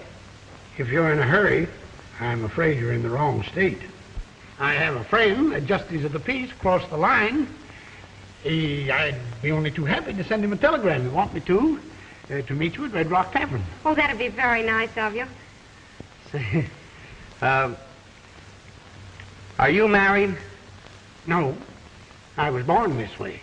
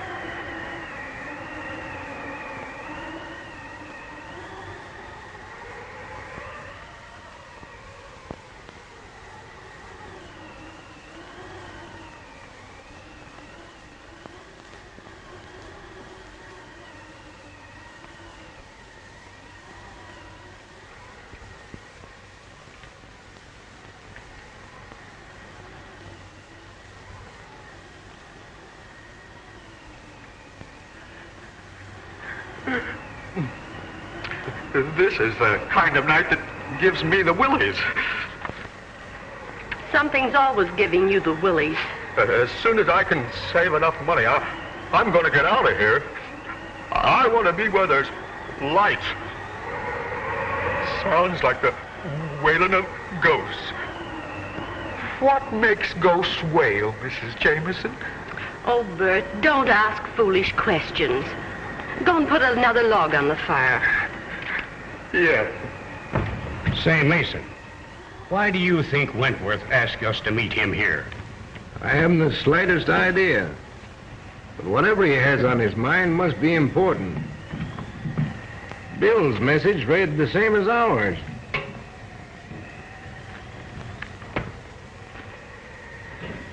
But what I can't understand is why he wants to see Gloria.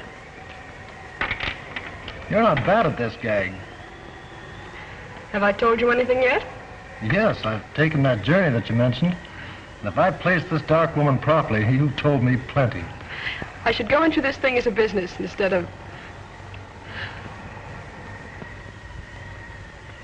That's a bad card, isn't it? That is the card of death, Harrison. Well, it's funny. I feel all right. Sometimes cards lie. Personally, I haven't much confidence in this sort of thing.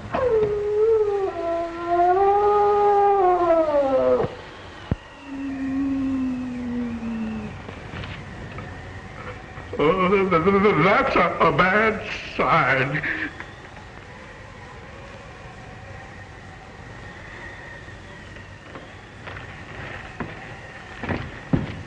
Well, at any rate, I'll be careful.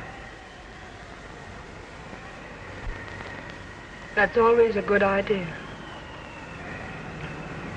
If you'll excuse me, I think I'll go to my room. Certainly.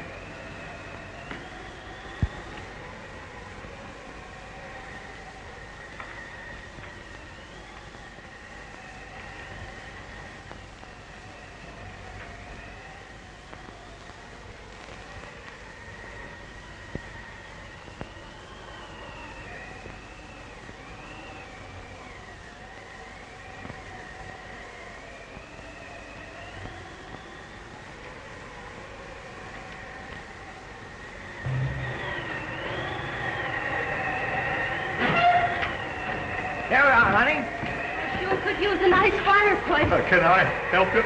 Yeah, you got a fireplace? We got one inside. Well, fireplace won't come to us. I guess we'll have to go to it. Keep the change. Here, honey.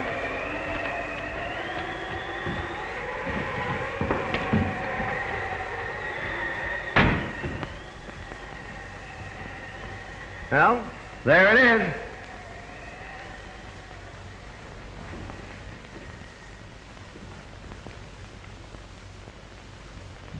My name's Kelly. Has there been a man, justice of the peace, looking for me?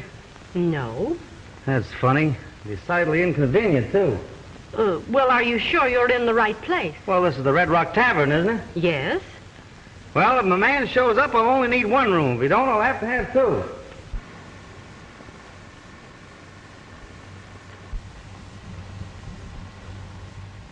I'm sorry. We can't accommodate you, sir. You can't? No, we haven't any vacancies. Well, that's that. You mind if we hang around a bit until the justice shows up? Why, no. Thanks.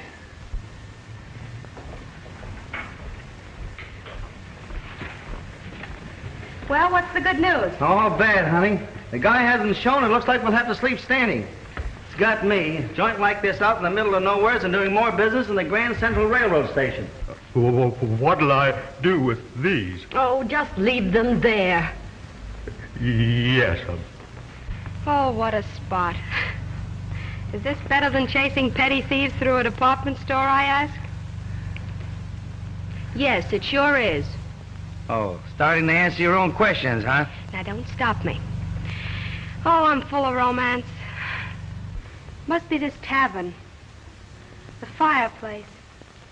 I feel so poetic. I could make love to a snowman. If that justice of the peace doesn't show up, the chances are you'll have to. Oh, dear.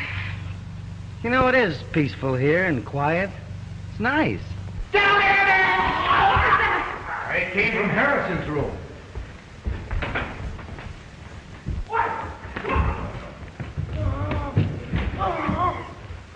What happened? The cards didn't lie. Come on, Jimmy. Wait a minute, punk. You're liable to poke your face in where it doesn't belong. You hug your fire, I'll see what this is all about. I'm through. I can't breathe. Oh, it's getting dark. I'm afraid to die. Look at those marks on his throat. That police dog must have done it. They're teeth marks, all right.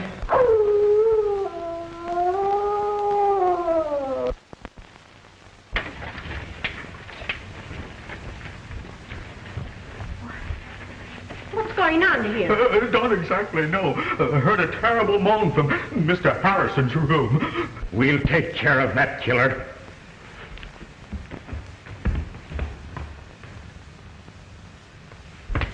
Well? Harrison's dead. Where are you going? To get my gun. That dog will never attack anyone else.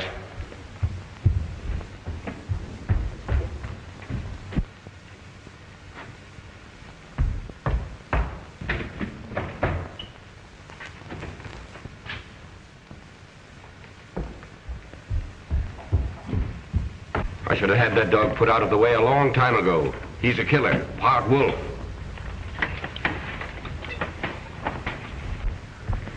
Well, what do you think? He hasn't showed up yet. Who? The justice of the peace. No. I mean about the case. I didn't come here to solve any murder mysteries. My object is marriage. You better be careful of him. Don't worry, I will.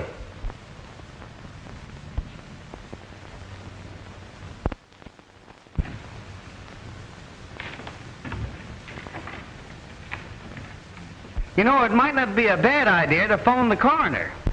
Yes, surely. I'll do it for you, Mrs. Jameson. Oh, will you please? Gladly. Give me the coroner's office. I knew this would happen. Huh? I warned Harrison. How did you know the dog was going to attack him? I'll tell you something else. Everyone here is in the shadow of death. The same thing that happened to Harrison might happen to you. Or you. Or me. Come on, sister, let us in on your secret. I read it in the cards. You mean you're a mind reader? Oh, cut it out, honey. A mind reader reads minds. You're letting yourself open for a wisecrack there, Jimmy. You stop your clowning. This is a very serious situation. She reads it in the cards. Personally, I think it's a lot of hooey. And I'd suggest that you get over here as soon as possible. That's fine, thank you. Goodbye.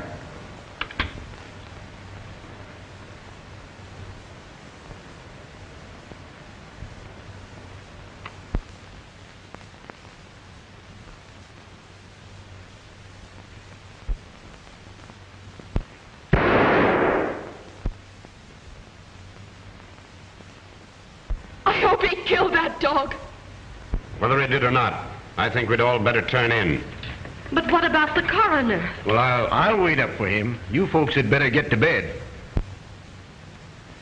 Say, couldn't you put us up somewhere for the night? Why, as soon as they take Mr. Harrison's body out, you could have his room. Well, I don't think I could go for that. I'll bunk with Bill. You and your husband can have my room. Well, we're not married yet. I have a large double bed, and if you don't mind, I'd be very glad to share it with you. You can sleep with me. You've got yourself a bed partner, mister. Would you mind helping me upstairs with the bags? The large one goes to this gentleman's room, and the other one goes to the ladies. Yes, sir. Well, I'm retiring. Good night. Good night. Pleasant dreams. Mean pleasant nightmares, don't you? When you come back down, fix the fire for the night. Yes, sir. You'd better stay up. Maybe you'll be able to help the coroner. Oh. I think I can take care of everything. If you're needed, I'll wake you up. Good night. Good night, darling. Hi, dear. Well, he got away from me. But we can set a trap for him in the morning. That sounds like a very sensible idea. We've had enough excitement for one evening. Now let's go. Has Wentworth shown up yet? No. Well, that's funny. If the justice of the peace shows up, call me. Oh, sure. Must have been something very important to detain him. Oh, no doubt about it. Which room are the girls in? That one.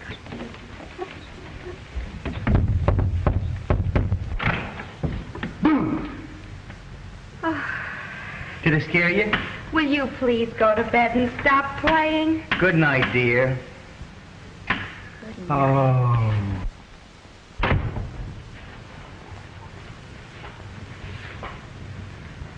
I wonder if I'm making a mistake. Well, he has a sense of humor, hasn't he? Yes, sort of. But even with that handicap, he's the most popular man in the department. The department? Yes, Jimmy's a detective. And if I must say so myself, a mighty good one. Too bad about Harrison. Did you know him? Well, slightly. How long have you been down here? Came down this afternoon. On a vacation? Yeah. Is he working on a case here? Yes, if you can consider me a case. You see, he wants to turn me over to the justice of the peace. It's sort of a light sentence. And believe me, it's one jolt a girl can't be freed from on account of good behavior. No, of course not. Will you excuse me? I'll be back in a minute. Certainly. Well, I guess I'll turn in. Hey, wait a minute. Twin beds in there in my room. Why don't you bunk in there with me? Well, that's not a bad idea. Thanks, I will.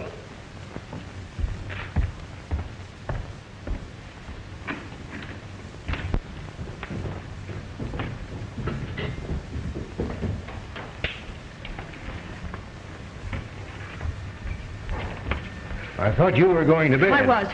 You'll excuse us, won't you? Sure.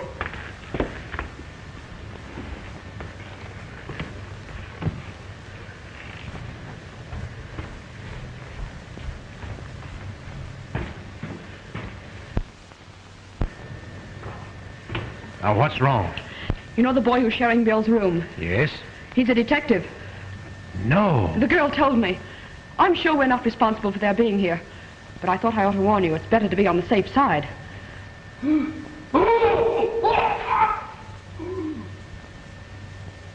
It's Hughes! What's that? Let's find out.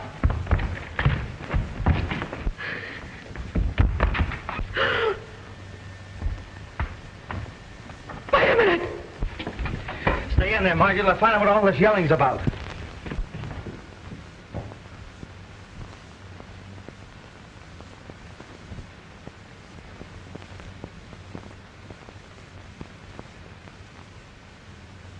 He's dead. Killed just like Harrison.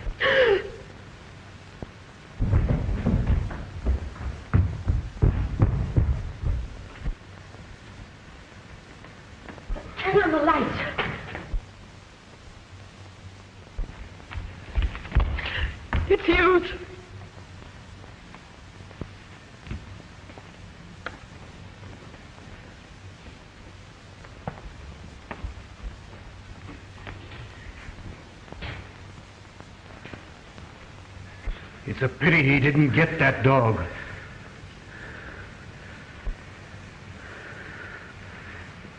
This is getting on my nerves. We better lock all the windows so that animal can't get back in here. I'll lock this one if you fellas take care of the rest of them on the ground floor. Okay.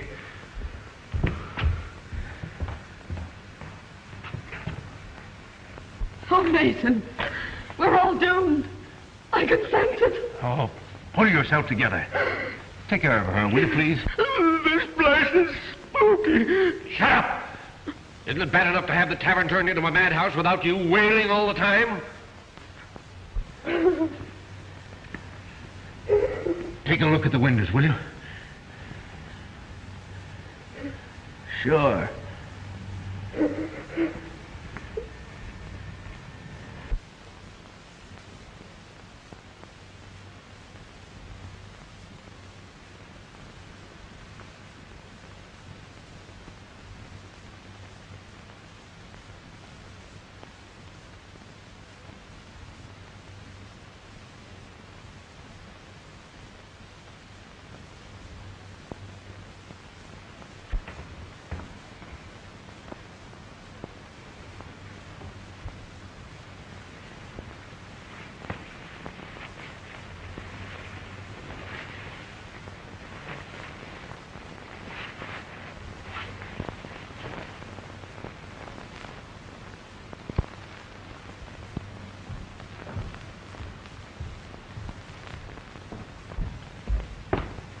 How far does the coroner live from here?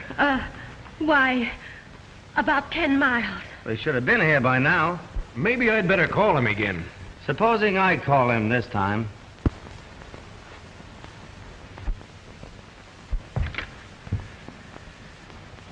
Hello? Hello?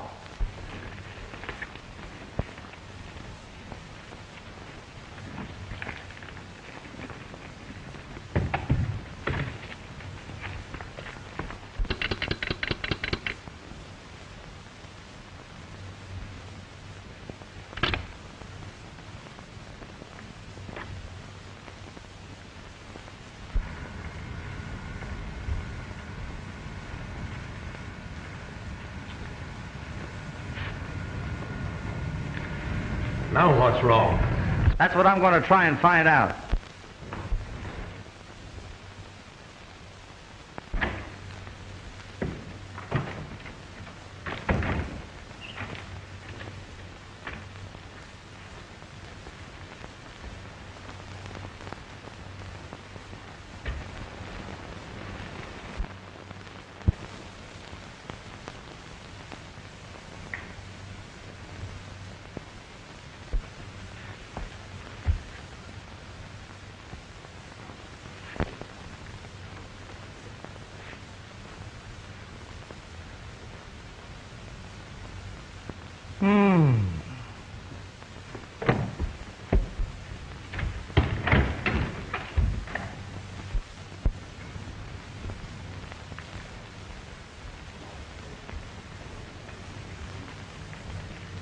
Well, that's a clever dog.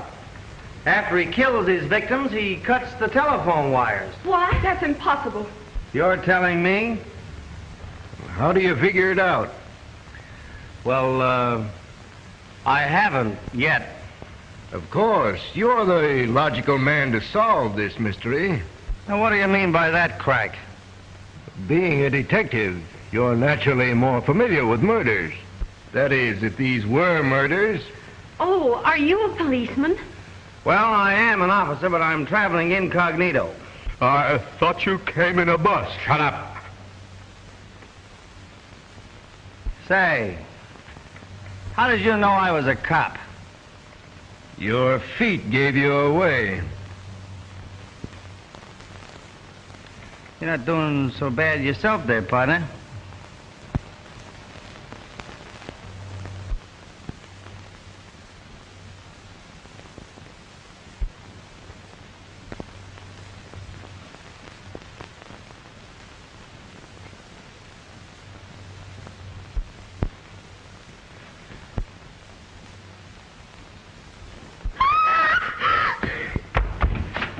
That's Margie!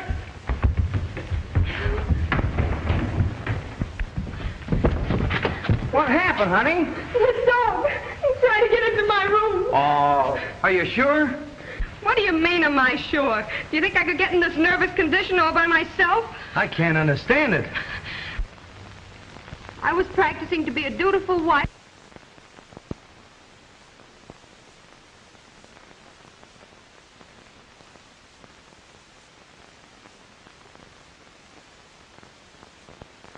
Darling, will you please hush up? Come on.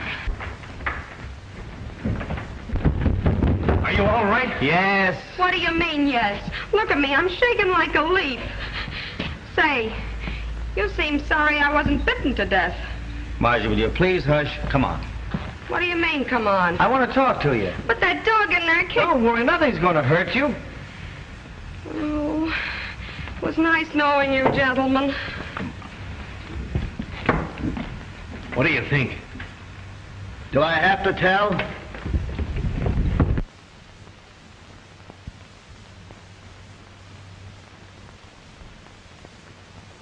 You know, that girl's troubled with hallucinations. I don't think I'll wait any longer. Will you please make arrangements to have me driven back to town? I'm sorry. We're having a car on the place. You'll have to wait for the morning bus. Well, I don't believe there's a chance of any of us getting much sleep tonight. Suppose I make some coffee. That's a grand idea, Mrs. Jameson. And I second the motion. All right. What makes you so sure that the dog I saw wasn't the one that killed those two men? They were not killed by a dog. Come on, break down. I hate mysteries. Why, I don't even eat hash. Listen, you better sit down again. I just got up. You might as well sit down because what I'm going to tell you is going to knock you down anyway, so you just as well relax. See that? Don't tell me you joined the Elks. Oh. That's a dog's tooth. I found it in Hughes's room after he was killed. And get this, that's not the tooth of any live animal. There's no flesh around the end, and the enamel's worn off. What in the world are you driving at? The person that killed those two men used a set of false dog teeth. Say, this is thrilling. Boy, can I use this.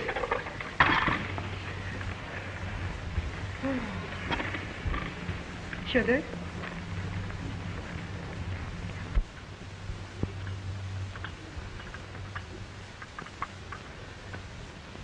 Harrison always liked coffee. Oh, come on, Gloria. Snap out of it. I wish I could. You have nothing to worry about. All the windows are locked. That's not going to do any good. It's closer than that. I can feel destruction near me. Well, drink your coffee, my dear. I'm sure it will make you feel better. Now, remember what I told you. The first thing we've got to do is to find a motive. Well, I don't think it's up here. Oh, you're impossible. Come on, 5 and 10 cent store detective. This is certainly grand coffee, Mrs. Jameson. Thank you. How do you feel now? All right.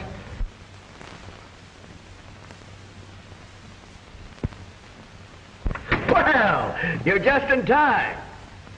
I hope you don't mind my inviting strangers to your party, Mrs. Jameson. Why, not at all. Bert, bring 2 more cups. Yes. Well, I see you've pulled yourself together. Yes. Yes, I was a little upset myself. And how do you feel? Oh, never mind. I have a rough idea how you feel. You can joke if you want to. Before this night is over, you'll wish you never came here. Say, what do you think I'm having, a picnic? Oh, thank you, Bert.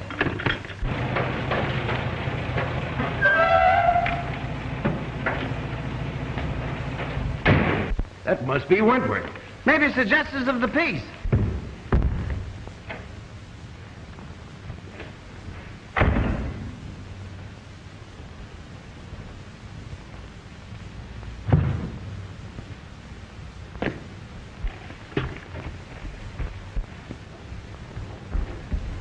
Oh, thank heaven you're here. We thought maybe you had an accident or something. Glad to see you, Wentworth. Sorry if I'm late, Mason, but I left just as soon as I got your wire. You received a message from me? Why, yes. Something queer going on around here. We all received wires to meet you here. That's right. And they were signed Wentworth. It's a trick, Mason. It's a trick. Well, where's Harrison and Hughes?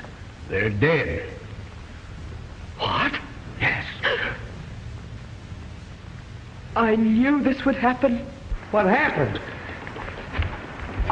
Where are you, Jimmy? Here I am. It all in my hand. What's going on here? Must be a fuse burned out. I hope you're right.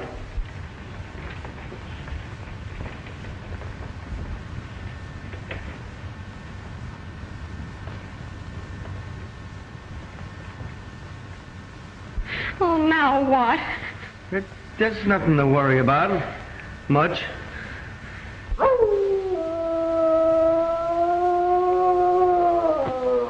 now don't tell me that's a canary. You stay right here. Jimmy! Jimmy!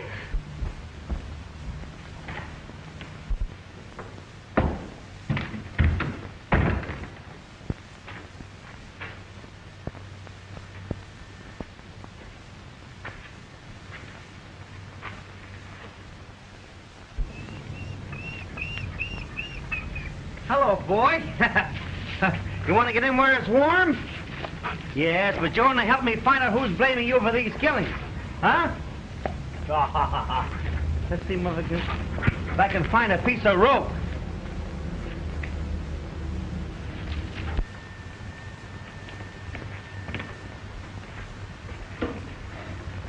Ah, this is better.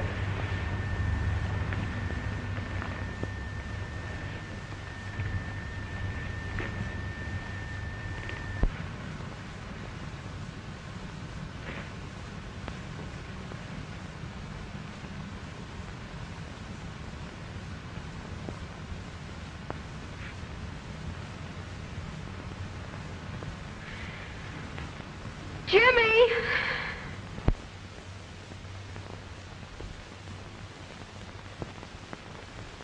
Oh, Jimmy, if this is a gag, I'll break your neck.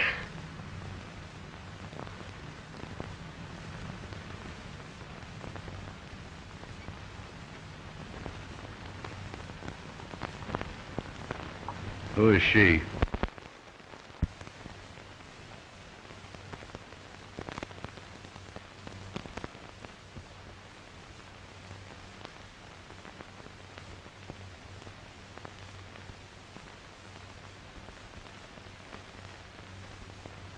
Can't you fix these lights?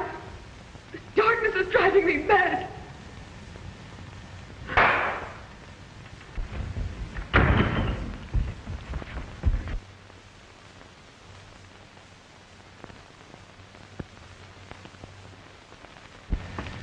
It's little Jimmy Kelly, and I've caught the killer. Oh, I could break your neck. Oh, I'm so glad to see you.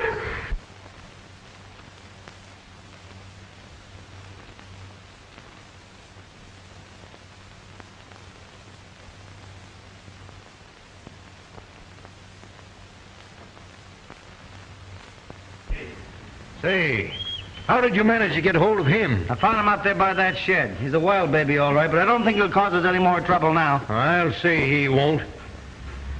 Are you sure this is the dog we want? Positively. I saw him in Harrison's room. You killer. This is the animal that killed Harrison and Hughes. Have you got a gun? No. Well, Hughes had one. Don't go in there, Mr. Mason. Why not? He's dead. Well, that is news.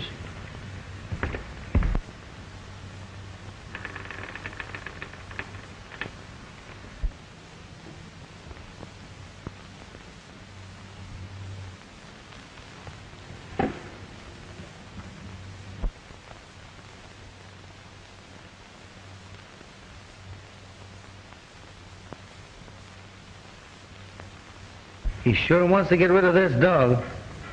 But I can't understand why Jameson said he was part wolf. I think I got the motive. What is it? Revenge. Revenge of what and by whom? Well, I didn't get that far, but...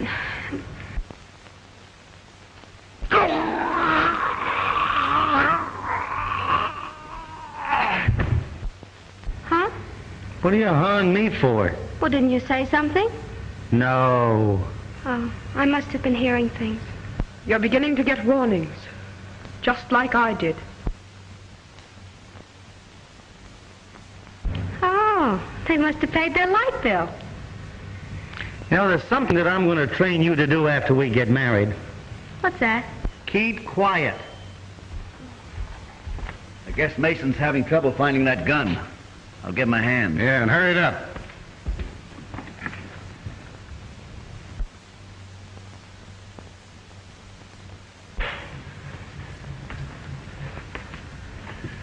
Something's happened to Mason. Here. Hold that dog. Get that dog.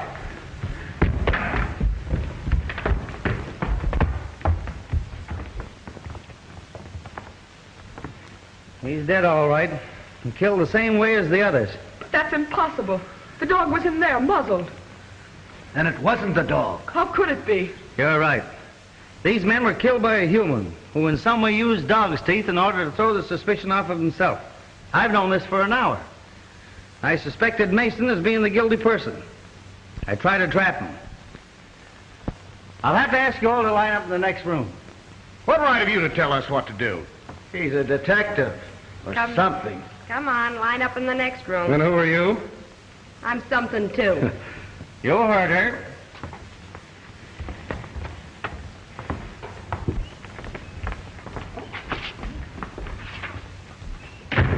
Now, I'll have to take charge.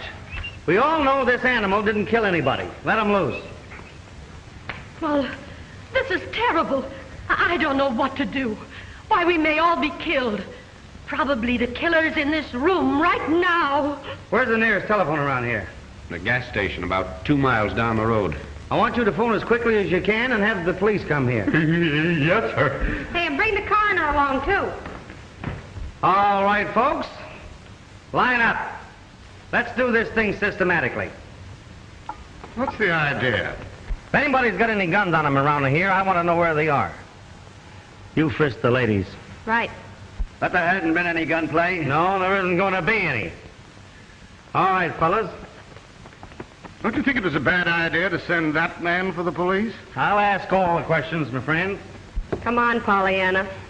And I hope you're not ticklish. Please, Mrs. Jameson.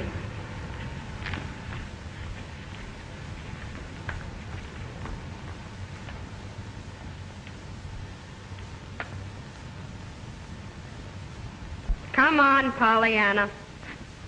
My, you should reduce. I'm sorry. I don't suppose you could get out of that chair. I could if you would help me. Surely.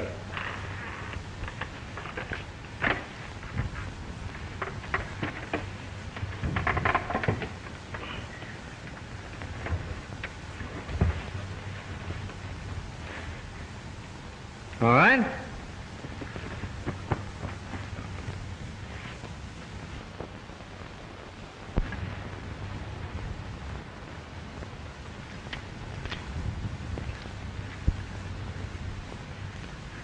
You understand?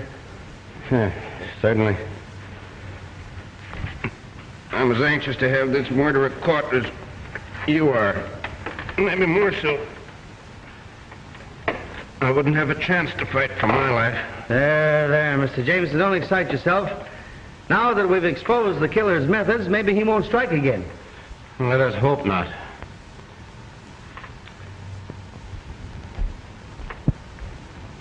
Where do you keep your guest register? On the hotel desk. Well, that's kind of natural. How am I doing, babe? Harrison's from Philadelphia, Hughes from Portland, Mason from Chicago, and Gloria Roloff from Mexico City. Why did you tell me there was a copper here? We didn't know it ourselves till a few minutes before you arrived. We had no way of warning you. It's all clear to me now. He's the one that sent us those wires. That's possible. But it still doesn't account for the murders. No. They're from all parts of the country. Well, maybe it's a convention.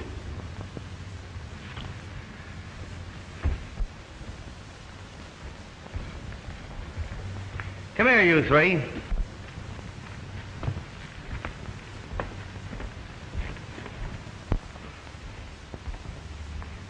Sit down. I want to ask you people a few questions. Well, what's on your mind? Tell me, how did it happen that 6 people, you and the 3 men that were murdered, got here at practically the same time? Well, it might have been a coincidence. That's right, but it wasn't. This isn't the tourist season. Matter of fact, there hasn't been a guest in this tavern for 2 weeks. Now, just a minute. Are you trying to solve this mystery or pin something on us? Both. I have a hunch that you and your party came here with one definite purpose. If you wouldn't mind telling me who suggested this place to you, we might be able to clear this whole situation up. Well, I got a message from Harrison and this gentleman here. I thought you only knew Harrison slightly. That's my business. Maybe so. It might interest you to know that whoever got you here with one idea in mind. And what was that? To kill you all. I knew it. I knew it. So, you see, gentlemen, the only way for you to help yourselves is to come clean. We'll do anything we can to help you. Why, certainly. Of course we will. Now, gentlemen, that we understand each other, is there anyone you know who would want to put you out of the way? That is, individually, or shall we say as a gang? No. Take a look through the luggage, kid. Maybe you can find a clue. Mrs. Jameson, Yes? would you mind going with her, please? Why, certainly not. Let's go.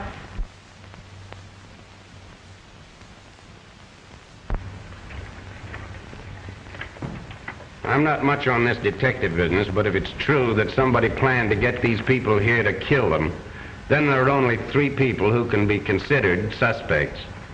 And those are myself, my wife, and Bert. Surely you have servants around this place. Yes, we have 2 maids, but they left shortly after dinner. How do you know they didn't come back? Just a minute. What was your idea? Oh, he could have done it. He could have even cut the telephone wires. But I didn't. Mr. Jameson didn't say that you did. He said that you could have. But how do we know that Hughes wasn't killed until after this man went into his room? Well, I could have done it too. I was just getting round to that. Perhaps it's in the closet. Yep. We'll soon find out if that gal brought any of her secrets with her.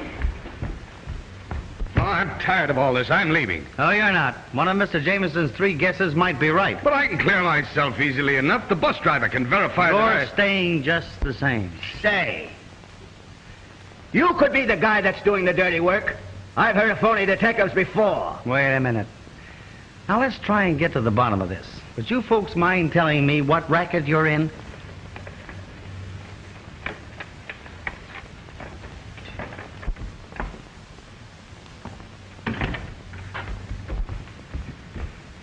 Chances are all we'll find is a deck of cards. This is one time it won't do you any good not to talk.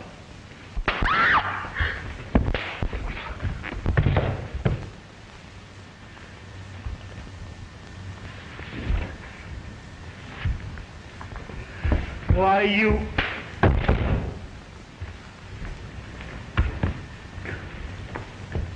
Come on, let's get out of here.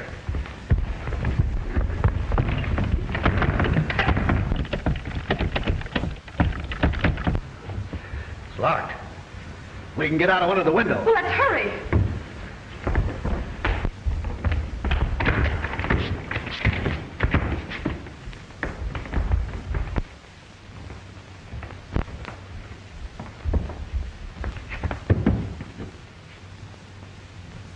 Well, we can't get out here.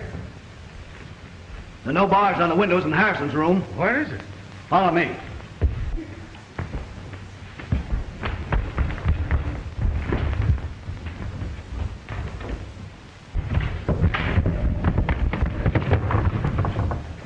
We're doomed. To the window.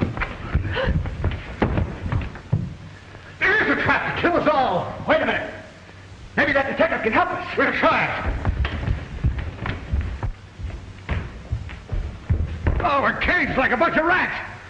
Oh, I owe you some. Wait a minute, buddy. Now, hold it. Now, just a minute. We made a mistake. We shouldn't have done it. But your life is just as much danger as ours. Listen to me, will you? The door's bolted, all the windows are barred. We're gonna die, all of us. You gotta help us. Somebody's gotta help us. Come on, buddy. I don't see what I can do. Oh, we've made enemies. Lots of them. We've been smuggling jewels across the border. Oh, I see.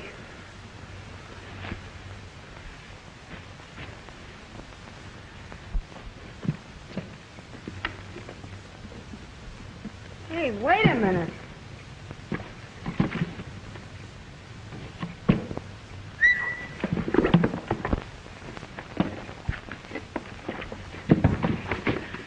Jewel thieves! Oh! Oh, why, look. Here's one as big as a hen's egg. Boy, I'd like to be able to find the hen that could lay that egg.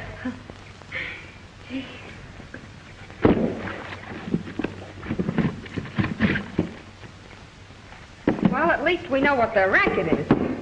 Can't you think of some person or persons that would want to get you out of the way? How about that guy that accidentally fell off the truck about a year ago? You know he blamed us. Oh, no, we took care of him.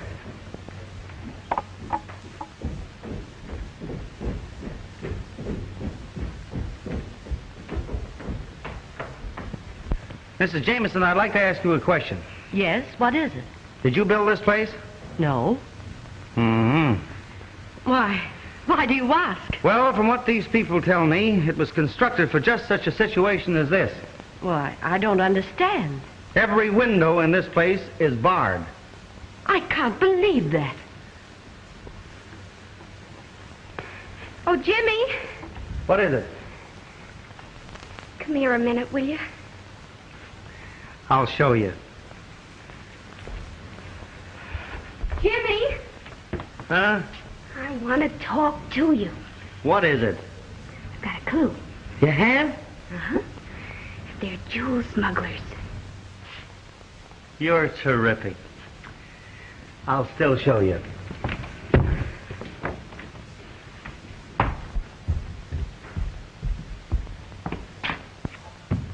There you are. Why, I can't understand it.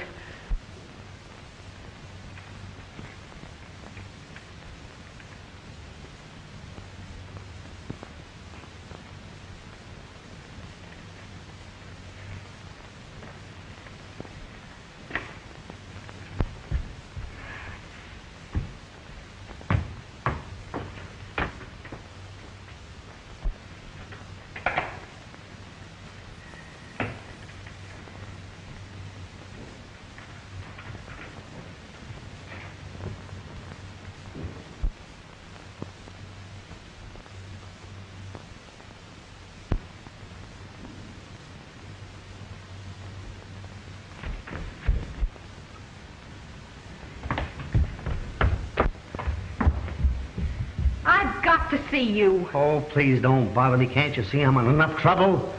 From whom did you buy this place? Why, we read it from a Mr. Morgan. He's the owner. Oh, Jimmy, look. Oh, please, hush. What kind of a man is this Morgan? Very odd. He wears large spectacles. He's an inventor, a scientist. When did you see him last? Well, that's strange, but we haven't seen him since the day we took the place. Neither he nor a representative have called to collect the rent. Would you know where to reach him? No, he said he'd get in touch with us. Got another clue? Yes. Well, keep it.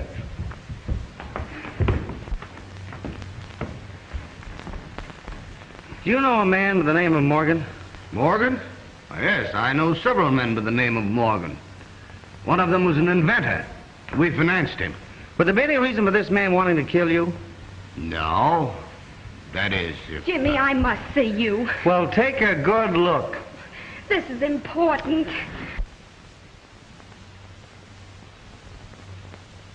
What's the big idea? I think Jameson is the man we want. For what? Listen, Jimmy. I saw him get out of his chair and walk. Oh, why didn't you tell me? What do you think I've been trailing you around for? Exercise? Oh, stop clowning. Are you sure you saw him walk? Positive. I always thought there was something phony about that guy. Where's his room?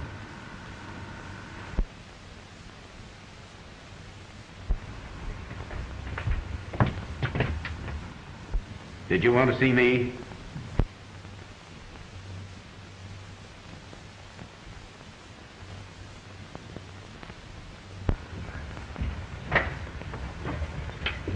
Why, yes.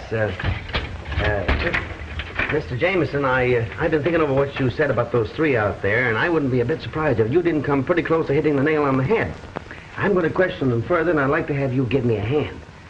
You could watch their reactions. I'd be glad to help.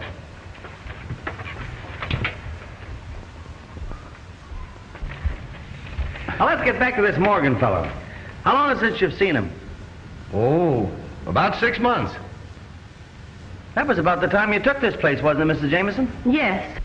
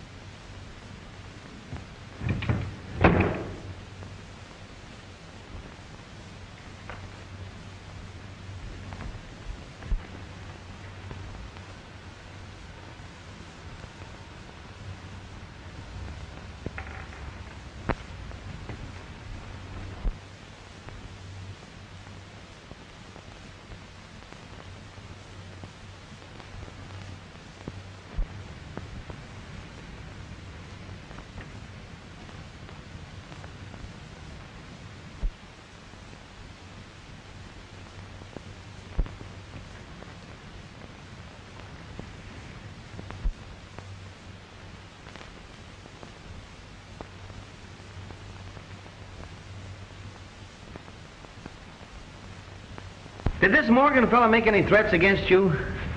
No, not exactly. Mrs.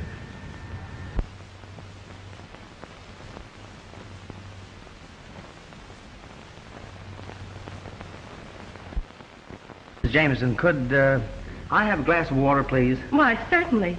I'll take these things out, too. Did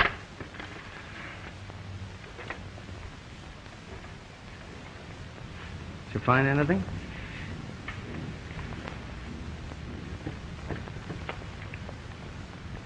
Give.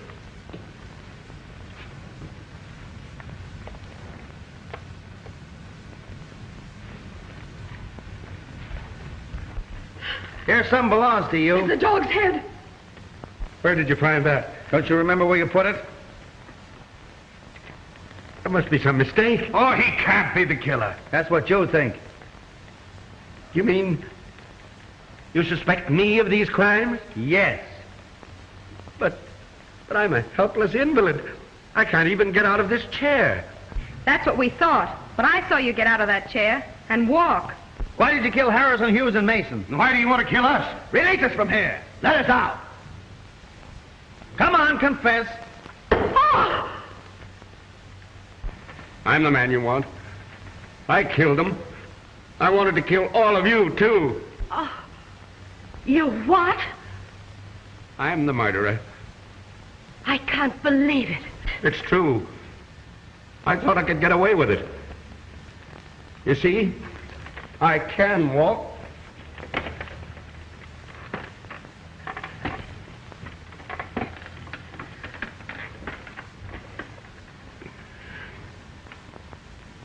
I've got strength in my hands, too.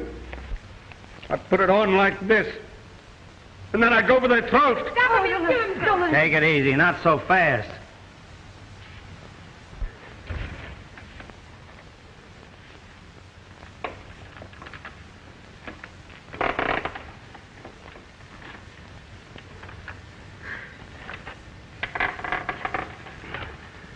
I'm sorry now.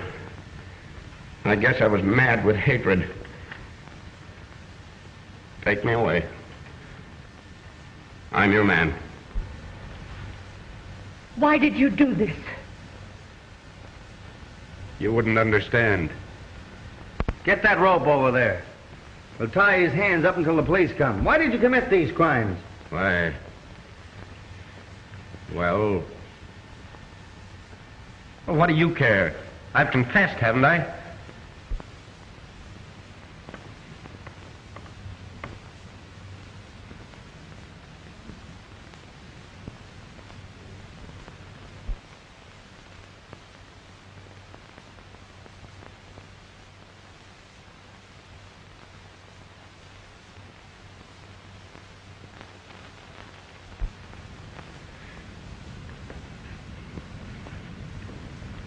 There's not much I can say, but I really feel sorry for you.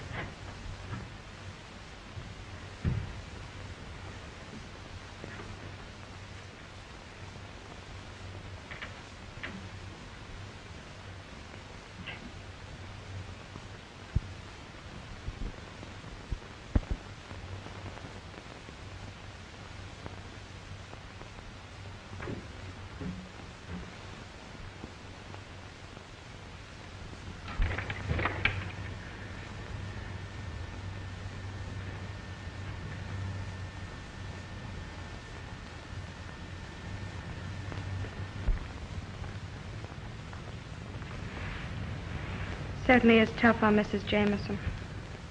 Yeah. But I'm sure glad we caught him.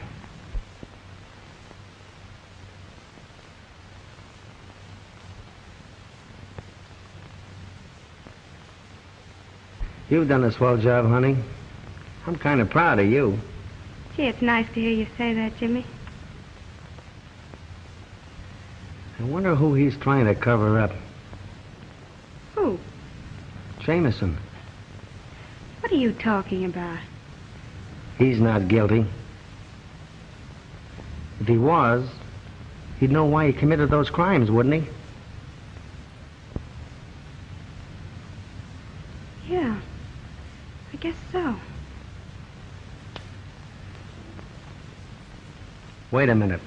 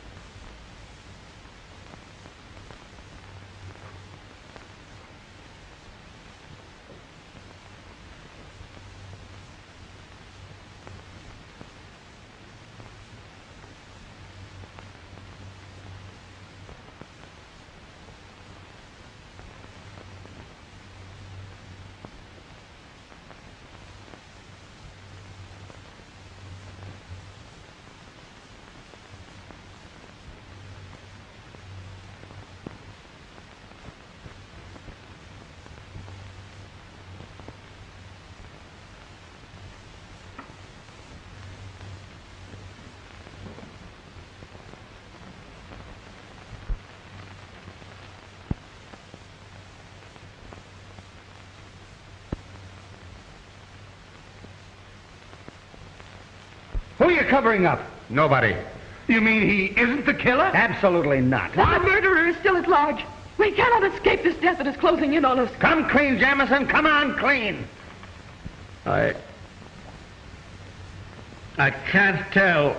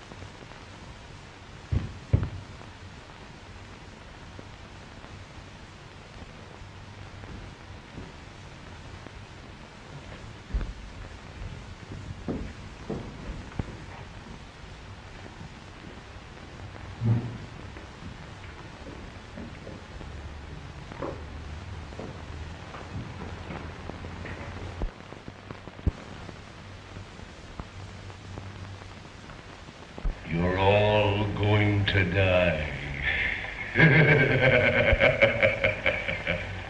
You haven't a chance. For 3 years, I've carefully planned this. There shall be no escape. In a few minutes, we'll all be dead. Where'd that voice come from? From over there someplace. It's the work of a maniac.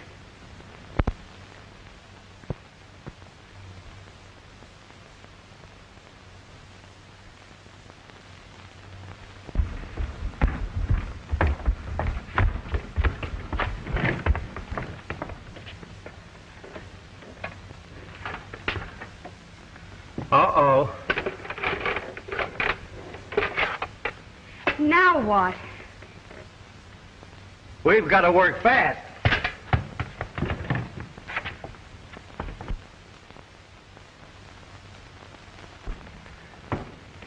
It leads down in the cellar. Well, if you're going down there, we better take this light.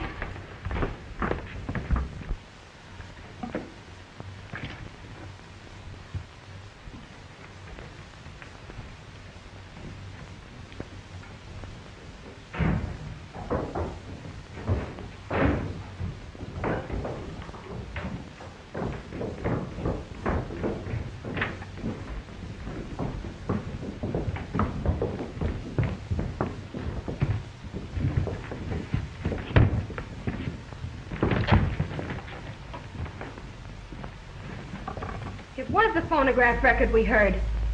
A pretty clever gag at that. Hey, this is just a trick to get us down here. See if that upstairs door is locked.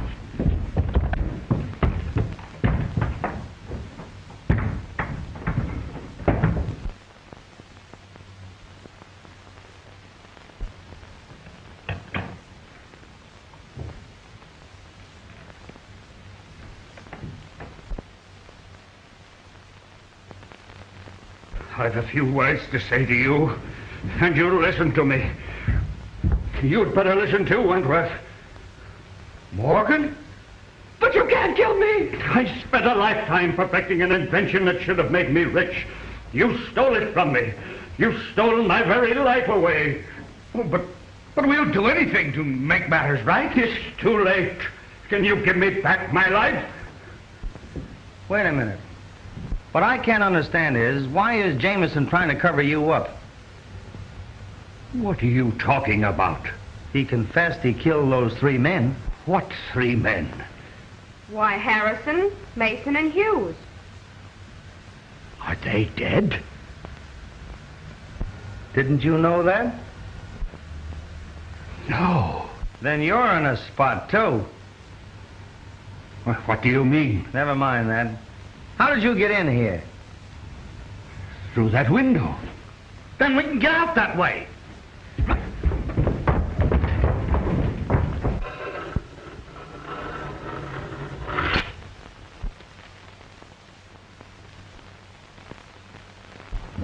he'd kill us instead of torturing us this way. There shall be no escape for you now. You must die. Where's Mrs. Jameson? The last time I saw her was when I followed her down here. You followed her? Yeah, I had a hunch. Well, she isn't here now. Well, didn't she come up to the lobby before I did? Did any of you see her? No, I didn't. Then she's between here and the lobby.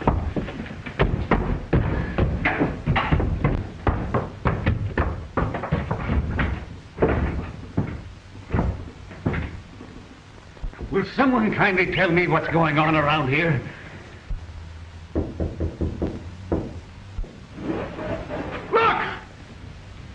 Say your prayers.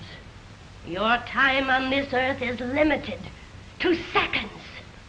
All of you must die. In this life that you are about to leave, the innocent must suffer. Yes, just like I have suffered. You're insane.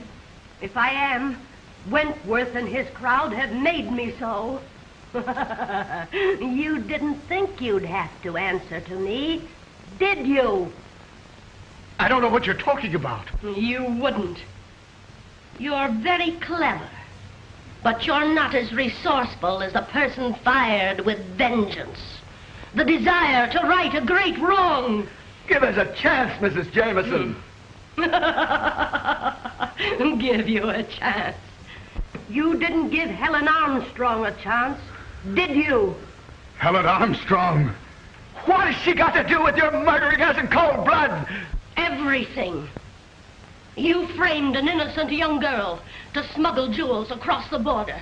And then, rather than face the disgrace of going to prison, she killed herself. From that day, I determined that you were all under sentence of death. And now, I'm ready to carry out your execution. Helen Armstrong was my sister. When my husband first realized I'd used the dog's teeth to kill, he utilized almost superhuman strength to protect me. He even confessed to my crimes, knowing it was my love for Helen that brought you all here. I want you to look carefully in the ceiling. There you'll see a little glass bomb. All I have to do is to pull this cord. It will drop among you. The panel will close, and you'll be caught like rats in a trap.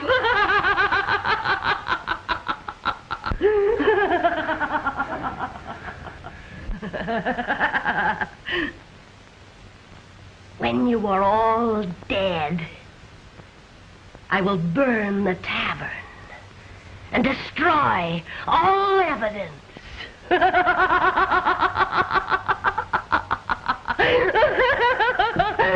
Not all, Mrs. Jameson.